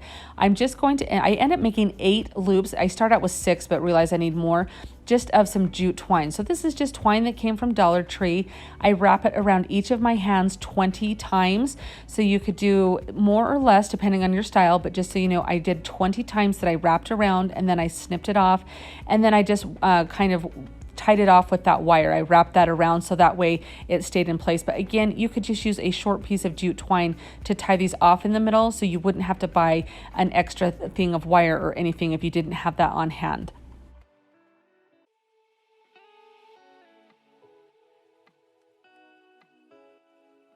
Now, after you get all of your rings, now remember that I end up doing 8, but I started with 6. I'm just going to use some hot glue and glue each of these together in the center. So where you have tied these together, either with your wire or the twine, I'm just using a little bit of glue. If you need to use your silicone finger protectors, do that because you are working very close with your fingers and the hot glue. So just pay attention to that. But I just waited for each little section to dry before gluing on the next section. And I decided to glue 3 and then 3. So I was doing like one half of the pumpkin and then the other half of the pumpkin. And so you can kind of see how I did that here. Now, depending on how tightly or the size of your hands or your loops, however you did your loops here, 6 may be enough, but when I got them together, I just realized that I wanted to have it a little bit more full. At this point, I just glued them to a stick that I found in my yard. It looked like a really cute pumpkin stem, so I'm gluing those first 3 onto this one here, and then I just put some glue around, and I will glue this other half onto the pumpkin. This is when I got them together, and you can see I reached my fingers through to kind of grip those together around that stem, but you can kind of see the side of my pumpkin there that it really did just need another loop in there. So again, I just wrapped it around 20 times. I tied it off either with my wire or your jute twine, and then I just kind of reached in and glued it in. Once I added that, you can kind of see I felt like it needed another one to kind of make it a little bit more even. So again, the same process. This would be something so fun to do with like kids or grandkids. You of course would want to just help them with the hot glue part, but I mean they could easily wrap the twine around and everything and make these cute little pumpkins that it ends up being so darling. I absolutely just love how this turns out. So this last one I did with just tying the twine on there, so if you need to rewind that to see, but that does show you kind of how I tied the twine on instead of using the wire. So I glue that one in and I just fluff it up a little bit to kind of make sure that it looks as full as I want it. And then I just wanted to put some hot glue around here because I'm adding some Spanish moss. I've been loving using Spanish moss in my fall decor. I don't know if it's just that it gives it a special softness or if it looks like pumpkin vines or what it is, but I've really enjoyed it. And I do just trim it up because I don't like it to be too wild and out of control. And then I have this pick that's from Dollar Tree, and I love these little silvery greenish blue leaves. So you can see I'm just putting some glue on the end of that, and I'll glue that in just as a little bit of the pumpkin leaf there to kind of add a different color to it. I'm just really pleased with how it looks. And I felt like it needed a little something else, so I just take some raffia and I'm just making a little bow. So I just kind of loop it around several times and then just tie that off in the center. This just adds another little bit of texture to it. I felt like the bow just kind of sets it off there a little bit, and I really love how that looks on there. I just think this turns out absolutely adorable, especially for how simple it was to make. It would be so cute sitting on a coffee table, just a perfect decor. This would be perfect to leave out for Thanksgiving, even all season long. What do you guys think of this one? With this DIY, I'm just taking this little cutting board from Dollar Tree and I'm going to turn it into a pumpkin. So I'm just painting it orange. I'm just using some pumpkin orange colored chalk paint, and I'm just going to do front and back, all the sides, everything. Now, if you want to do a variation of a different color of a pumpkin or something, feel free to do that. But I really just kind of wanted to make this one orange. And then I'm just taking one of these paint stir sticks. I buy these in a package there's several of them for like $1 or $1.50 or something. And I just cut one down to about 4 inches, and I'm painting that green for the stem. Now, this stencil came from Hobby Lobby. I've actually been really impressed with their stencil section lately. They've kind of upped their game. They've gotten some really cute, fun stencils. But I thought this kind of had like a fun little French country feel to it, little fleur-de-lis type thing. So I'm just taping that on, and I'm just wanting this to go along the bottom of the pumpkin to kind of give it that little bit of a French country flair. When I stencil, I like to use painter's tape to hold that stencil in place, and then I just lightly tap up and down, and as you can see here, with just a small amount of paint on your brush. You don't want so much that when you like stipple it down that it's going to like smudge paint underneath the stencil. So you want it to be a very light process, and if you have to go over it a couple of times, do that. And then once I'm done, I just peel it back, and I'm so happy with how it turned out. I thought this looked super cute. So I'm just kind of checking where I want the stem, and I'll just use some hot glue to fix that stem on there, and then I just kind of push that down and get that put into place, and it's starting to look like a pumpkin, I think. And now I'm going to put a little bit of embellishment on it because I love to do that. So I'm just gluing some Spanish moss to the top here, and I'll swing that all the way around to the back of that stem, and I'll glue it down there so it's all in place and it goes all the way around the stem. And then I just add a couple extra little things that I've got here for embellishment. I have these are little sprigs off of a boxwood pick that I bought from I didn't get it at Hobby Lobby. I got it at Walmart.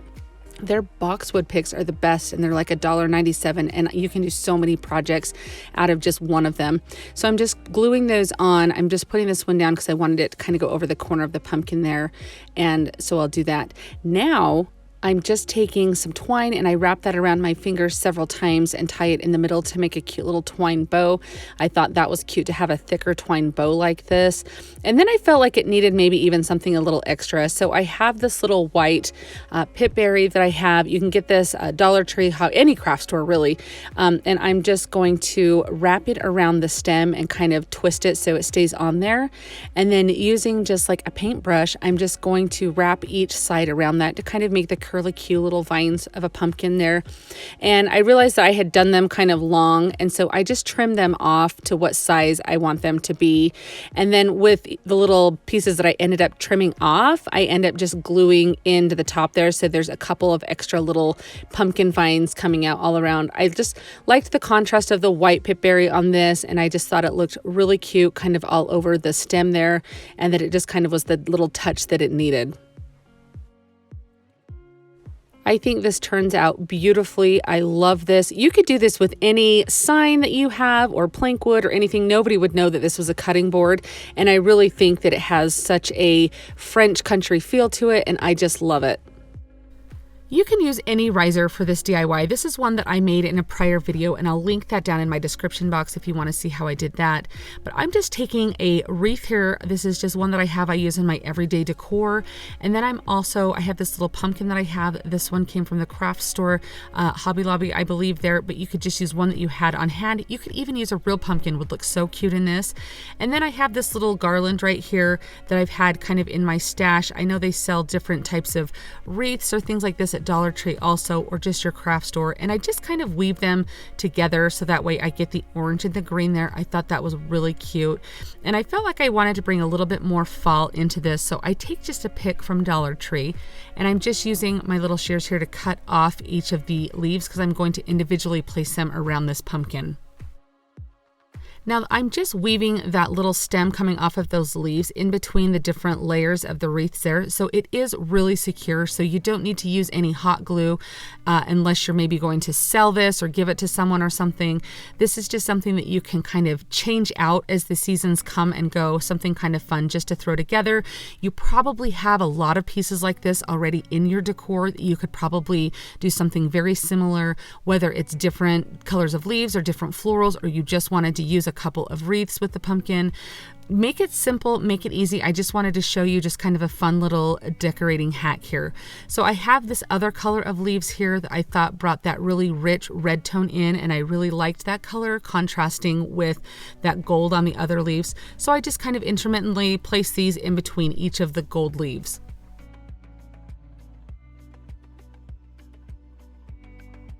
Now, one quick little hack I just want to share with you is sometimes when you get these Dollar Tree florals, you'll get home and realize that they're very wrinkled. And even not just Dollar Tree, but Walmart or Hobby Lobby and Michael's. So you just get them home and you're going, ooh, these are very wrinkled and almost unusable. If you just blast them for a couple of seconds, just quickly with your heat tool there, it helps to flatten them out just perfectly, almost as if they had been ironed. Just make sure you don't leave the heat tool too long because it can melt that fabric that the leaves are made out of. So just a couple of quick seconds and it flattens them right out and makes them so easy to use.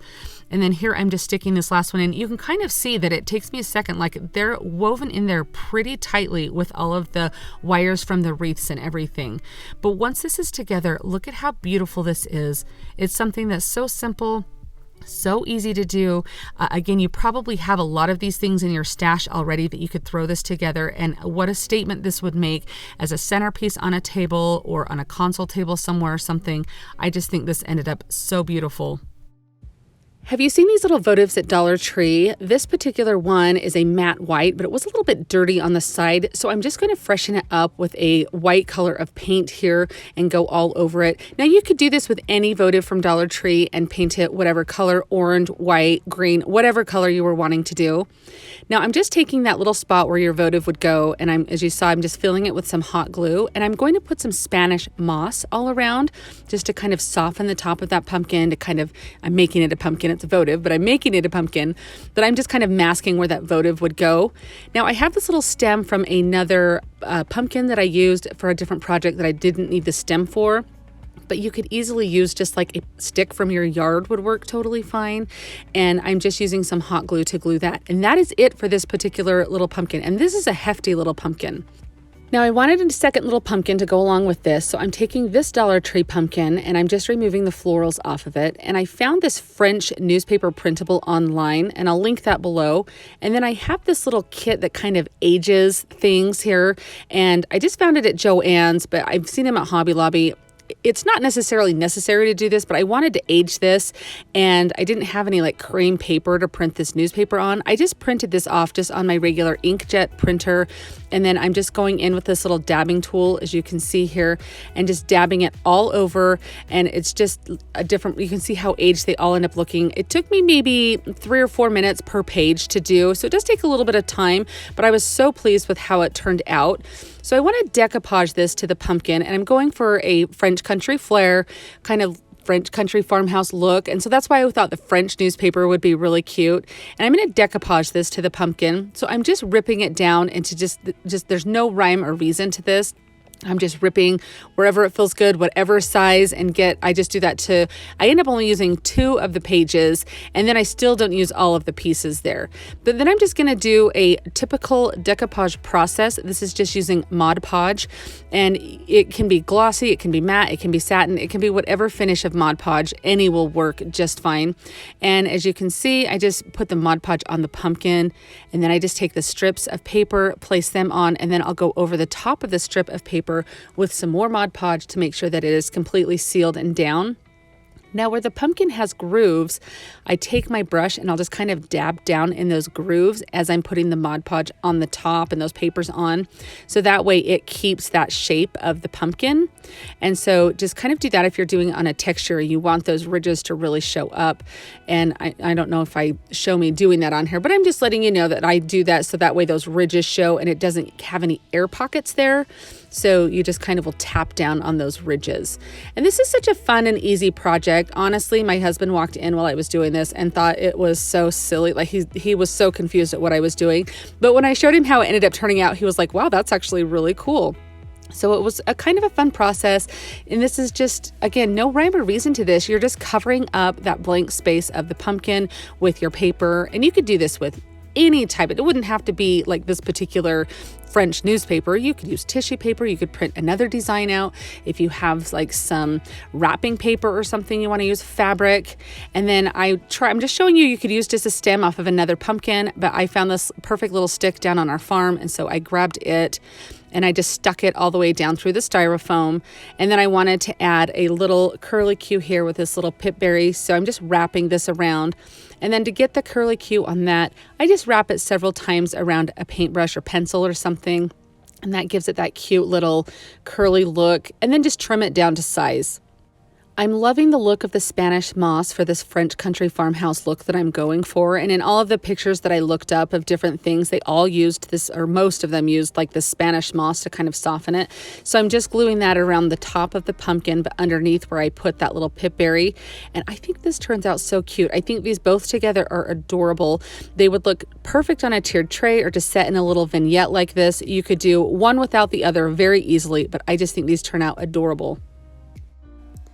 This is such a fun little DIY. I'm just taking one of these jack-o'-lantern trick-or-treat buckets. You can find these a lot of times at thrift stores. This time of year in the fall time, you can start to see them in the grocery stores. Sometimes you'll see like really obnoxious like pink and green ones. So what I'm gonna do, we're going to paint this completely over. So I'm taking a little bit of spackling and putting it over the jack-o'-lantern's face. And as I'm putting it over the eyes, nose, and mouth, I realized I probably should do the whole side of the pumpkin. That way it will kind of mask the facial features a little bit better because I want this to look like a plain pumpkin. If I had this to do over, I would probably spackle the entire pumpkin to give it a cohesive look. Since this is going to be a centerpiece and the other side of the table will see the back side of this, or this side of it, I should say, it just kind of looks like it's a normal textured pumpkin, if that makes sense. However, the front is very smooth. So if I did it over again, I would cover the whole thing completely in spackle. But I'm just going to go through and make sure those lines are still there. You can see I'm just tracing those lines in. And then I do just smooth it out with my finger just to make sure that there's no rough edges or anything like that from the spackling. And I do, once it's completely dry, I take just some sandpaper. I use an emery board for a lot of things. If you're new here, that's kind of just what I happen to have at my craft table, so I use it a lot. But I just go through and sand, make it a little bit more smooth, and then if there's any harsh edges, I just sand those off to make those a little bit more even. That way it kind of flows into the other texture. So if you did your whole pumpkin in the spackling, you probably would still want to sand it just to smooth it out, but you probably wouldn't need to spend a whole lot of time, because the outside of, you know, a natural pumpkin's texture has a lot of those bumps and everything on there. So I take this out to my little spray painting studio, which is just a box in my garage, but I use Krylon, just satin finish white, and I'm just going to spray this all over. You could do whatever color you wanted your pumpkin to be. You do need to do a couple of coats of this to make sure to cover the orange. I do even go and spray a little bit inside just to kind of mask a little bit of the orange on the inside, so that way it helps to kind of dull down that orange color showing through on the exterior, but you don't need to pay a lot of attention to the inside. But I do just go all the way around, and since this is plastic, you do want to let this cure and dry completely between each coat that you do. So do a light coat in the beginning to cover it all, let that dry for a few hours, come back out, do another couple of coats. I think I went over this 3 times once it was all said and done, to make sure that it was completely all the way covered in spray paint. So you can see how smooth this side of it looks, and as you turn it around, you still can kind of see the face in there. I probably could have put a little bit more spackle to mask that, but I mean, it doesn't look horrible, the texture on there, but the whole pumpkin I think would have looked a little bit better all covered in it.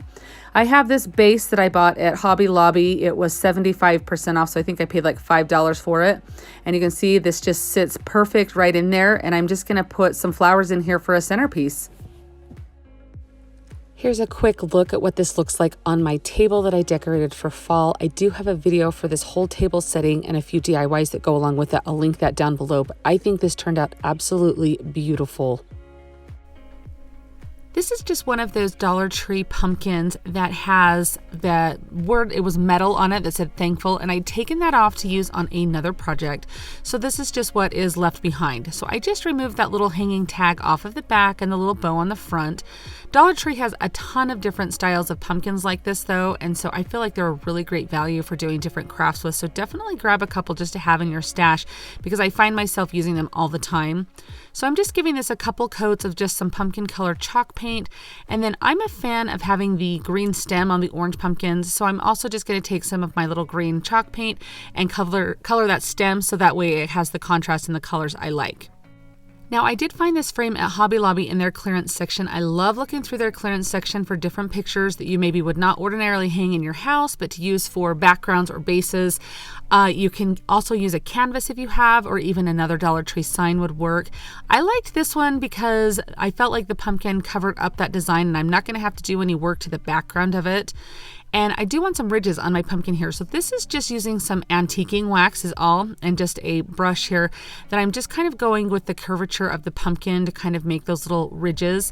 And I'm adding, I just wanted a little definition in there so it's not just such a stark, plain, like flat pumpkin. Hopefully that you can see what I'm doing here. And then I do kind of dry brush over the whole pumpkin with the antiquing wax to kind of give it a little bit of an aged look. And then I do right here, I'm going over with some orange after that antique wax has dried to kind of tone it down a little bit so it's not quite so like in your face with the ridges, so it kind of tones it down a little bit. Now you can see how this pumpkin covers the design on my sign. I felt like that little chain kind of looks like the pumpkin's hanging there. I was fine with that. I actually quite enjoyed and liked how this looks. So again, if it's something that you would want to do something with the back of your painting or picture, whatever you end up using, definitely do that so it matches your decor and your taste. And I'm just using some tumbling tower blocks to kind of pop it out a little bit. I'm a fan of having a little bit of a 3-dimensional look. Now this is just some raffia here that I have. You can pick this up at Dollar Tree or Walmart, any craft store. And I kind of split it apart so it was some little thin strands. And then I just used some hot glue to glue that on there. And then this is just a thicker piece of jute twine. And I'm just layering some different things to hang off of the pumpkin to add some texture and everything. I like the look of the buffalo check ribbon on there. I feel like bringing a little bit of black into it does kind of make it a little more relevant for October and Halloween. It's not so in your face Halloween. It's something that can be left out all through the fall season, but I do kind of like that. So that's why I'm adding a little bit of black on here. Now these are just some Dollar Tree flowers that I have, and I just cut them off in individual stems so I can glue them onto the pumpkin here. We're just going to decorate the top of this pumpkin with all different florals and bows and everything and kind of jazz it up a little bit here. So I'm just using some hot glue to glue each of those strands on. I'll tuck some of them behind the ribbon, some of them on top of the ribbon, because we're going to put a bigger bow on this. So it really doesn't matter too much right now what it looks like in that center. And then I've had those cute little, I'm not really even sure what the different flowers are called, you guys, but I just picked what looked good. I get asked a lot how I pick the picks that I use in my florals, and honestly, I just pick what looks good to me. So I like to look for different types of textures and different colors of leaves, and then I just kind of mix and match as I do my projects. So this is just a little bit of like ticking ribbon, I think is what this is called, from Hobby Lobby, and then this plaid here, and it's more of like a velvety plaid. I thought those textures looked really cute, and it brings a little bit of that black in, but I wanted a little bit more orange to show through, a little different tone of orange. So this ribbon is from Dollar Tree, and I just made a giant bow, and I just tied shoestring bows on these, and then I glue this one on the base, and I just stack these ribbons just by gluing one on top of the other here. Pretty simple. I think it turns out really cute. I love all of those different patterns and the textures together. And now I can kind of see that the bow's there where I want to add a little bit more of the leaves and different things like that. So I just tuck different things in. These little, I love the color that's on those leaves right there that are the kind of cream color and tan. And this is just some burlap, or not, it's not burlap, it's twine with wire in it. And I just wrap it around my paintbrush and glue that in for some little corkscrew look to the pumpkin, like the little pumpkin vines or tendrils. And then I have some different like pine cones. These are all just from Dollar Tree picks. Every single one of these, I took all of these off of. And then I'm gluing some Spanish moss to kind of cover up that area on top of the bow, where you can see where it's layered together. Kind of adds a little different texture and a little bit more softness there. And I do that on the bottom as well.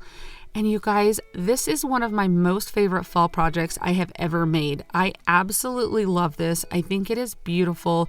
It is something that is totally customizable to your taste and the colors in your home. I would love to know what you guys think of this one. I have these 3 pumpkins that came from Dollar Tree, and these 2 pumpkins have these little burlap, like printed burlap things on the front of them. So I am just going to take those off to complete my project here.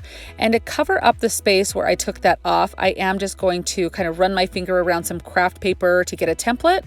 And I'm going to cut that out, and then I just use some glue stick and some hot glue to kind of cover that up to make it look a little bit more nice, a little bit more high end. For this bigger pumpkin, I'm going to use this in the middle of these 3 pumpkins. So I am painting it just a white color. I believe it's just plaster from Waverly, but any color that you want to do your pumpkins in to match your decor. Most of my DIYs this fall have been the moss Waverly chalk paint color, the pumpkin Waverly chalk paint color, and then plaster in Waverly chalk paint. So when I get to the top of this, I realize that it has this little hole in there, like where a little twine string went. So I do use just some spackle to put in there to kind of cover that up, let that dry and sand it off, paint it over to kind of make it look like it's all one piece and that's not even there. So using those paint colors that I mentioned there, I'm going to paint one pumpkin with the moss color, and then I will paint the other pumpkin with the pumpkin color. I then go back in and I will do my stems. I will do green stems on my orange and white pumpkin and a brown stem on my green pumpkin.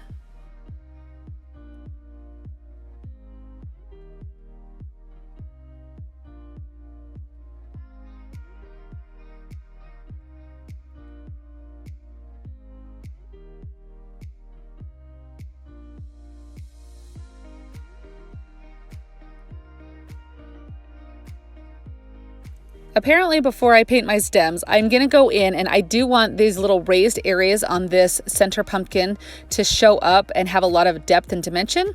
And so I do go in with that antiquing wax on just a little teeny brush, and I go around the edges of all of these little raised areas. So that way it kind of defines them a little bit more. So from far away, you can see that they're there. You wouldn't have to do this. It's just, it makes them pop a little bit more. I also go around the whole edge of the pumpkin to do that on all of the edges.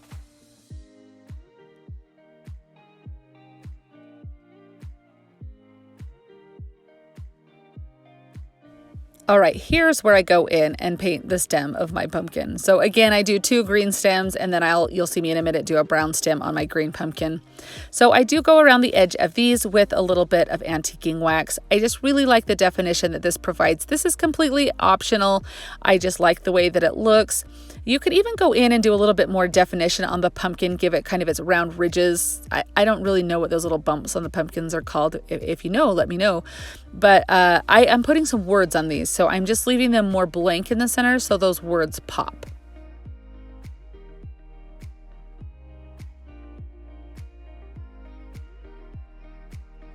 Hobby Lobby has these wooden words in their fall section this year. They say grateful, thankful, and blessed. You get like 3 of each, I believe, 2 or 3 of each in the package, and they are just a couple of dollars. It's a really good deal, I feel. And I've used them a lot, so I really have gotten my money's worth out of them. But I do cover these up with the white chalk paint. You could do them in any color that you want. A stained wood would look good. I just wanted that white to pop really well off of the orange and the green and have it tie into that middle pumpkin. I am just using some Gorilla super glue here, and I will just place those letters down.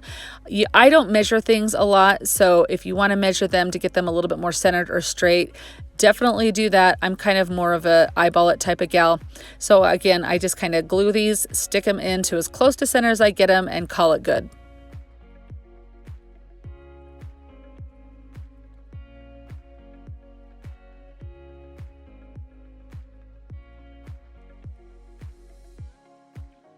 On my cutting machine, I cut out an ampersand. I do know they sell different styles of wood cutout ampersands at Walmart for I think like $1.97 or something. So that would be an alternative that you could do. You could even freehand one on there or print one out and cut it, decoupage it on there. A lot of different ways that you can do that to kind of make it if you don't have a cutting machine. I'm going over it with a little bit of the plaster chalk paint to dull down the glossiness of the vinyl, because I don't think the glossiness really is all I had, and it didn't really fit with the whole project, so that's why I did that. And then I'm just going to glue the center pumpkin to the other 2. So these other 2 pumpkins have that little stand on the bottom of them, so that will act as the stand that will hold the whole sign up. And you can just see I'm just kind of eyeballing it there, getting it to look good. Guys, look at how cute this looks. I'm so excited for this one. So I'm taking some raffia that I have, and I'm just tying 2 little raffia bows, and I'm just kind of cutting them down and sizing them as best I can to make sure that they kind of match the size of the pumpkins to how I want it to look.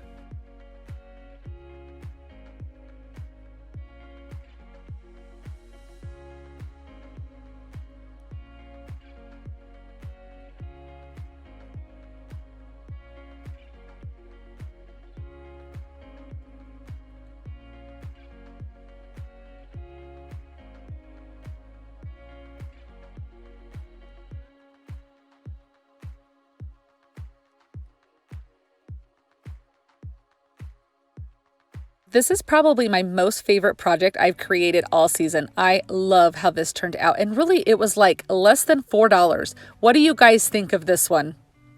Sure, you've seen these little pumpkins from Dollar Tree or seen some other YouTubers do some different things with them, but hopefully I'm taking a little bit of a different take on them.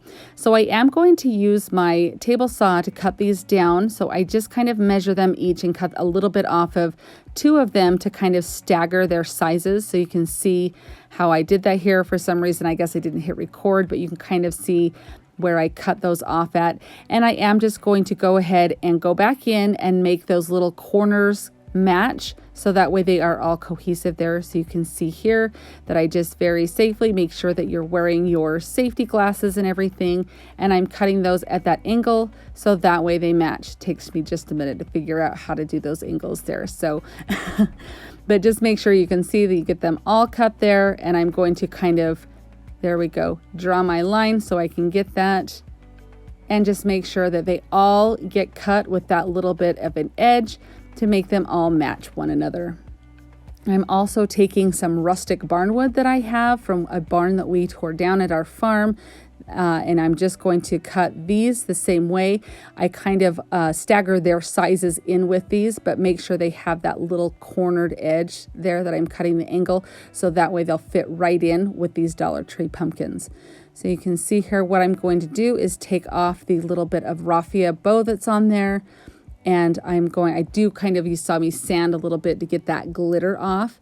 Now I'm going to paint these to match the colors that I'm using for fall, which is, I'm trying to think of what the colors are here. There's pumpkin from Waverly Chalk Paint, moss from Waverly Chalk Paint, and then the plaster color from Waverly also.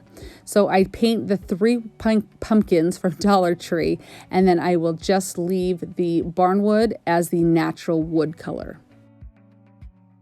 I do take a little bit of the antique wax and go over the stem on those Dollar Tree pumpkins to make sure that they have darkens it a little bit, because that wasn't quite the color I wanted. So I do take what's left in my brush from that plaster chalk paint, and I kind of do just lightly brush over these to give them a little bit of an aged look there. I take some square little cube blocks that I got in a package at Dollar Tree to put as the stems on these pumpkins. I thought that was kind of a fun contrast to the other stems that were there, and since those are the natural wood color, I left these the natural wood color. So I do just kind of organize these, kind of stagger them, figure out exactly how I want them to be before I connect them, glue them all to one another, which I guess is connecting, so I'm not wrong there. And then I'm just using a little bit of hot glue there and gluing those two, you can see side by side. And then I will glue those onto this one in the back. So I just go in with my glue, and I do just use hot glue for all of this. And then I just make sure you can kind of see that. There we go. Then I just place this next one here in front, and I get that kind of positioned how I want it. And I'm just kind of eyeballing. There's no method to my madness. Just what looks good to my eye is what I go with there, and connect those all together. Now I did really like the little raffia bow that was on those pumpkins, but I kind of wanted to make my own, so I had a little control over how big or little I wanted it. So I thought it would be fun to just go back in, and on those Dollar Tree pumpkins, just put a little bit of a raffia bow on each of those, and then I just leave my barnwood pumpkins plain.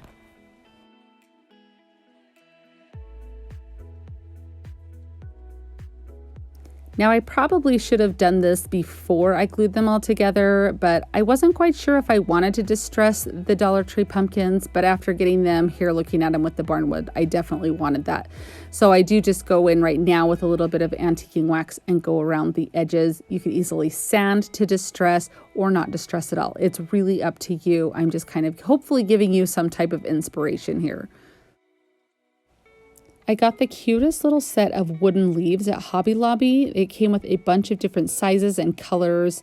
I thought they were so cute. So I am just using a little bit of super glue on the back of these, and I only glue them onto the white pumpkin just to give a little bit of embellishment, add a little extra color in there. I thought these just were so cute.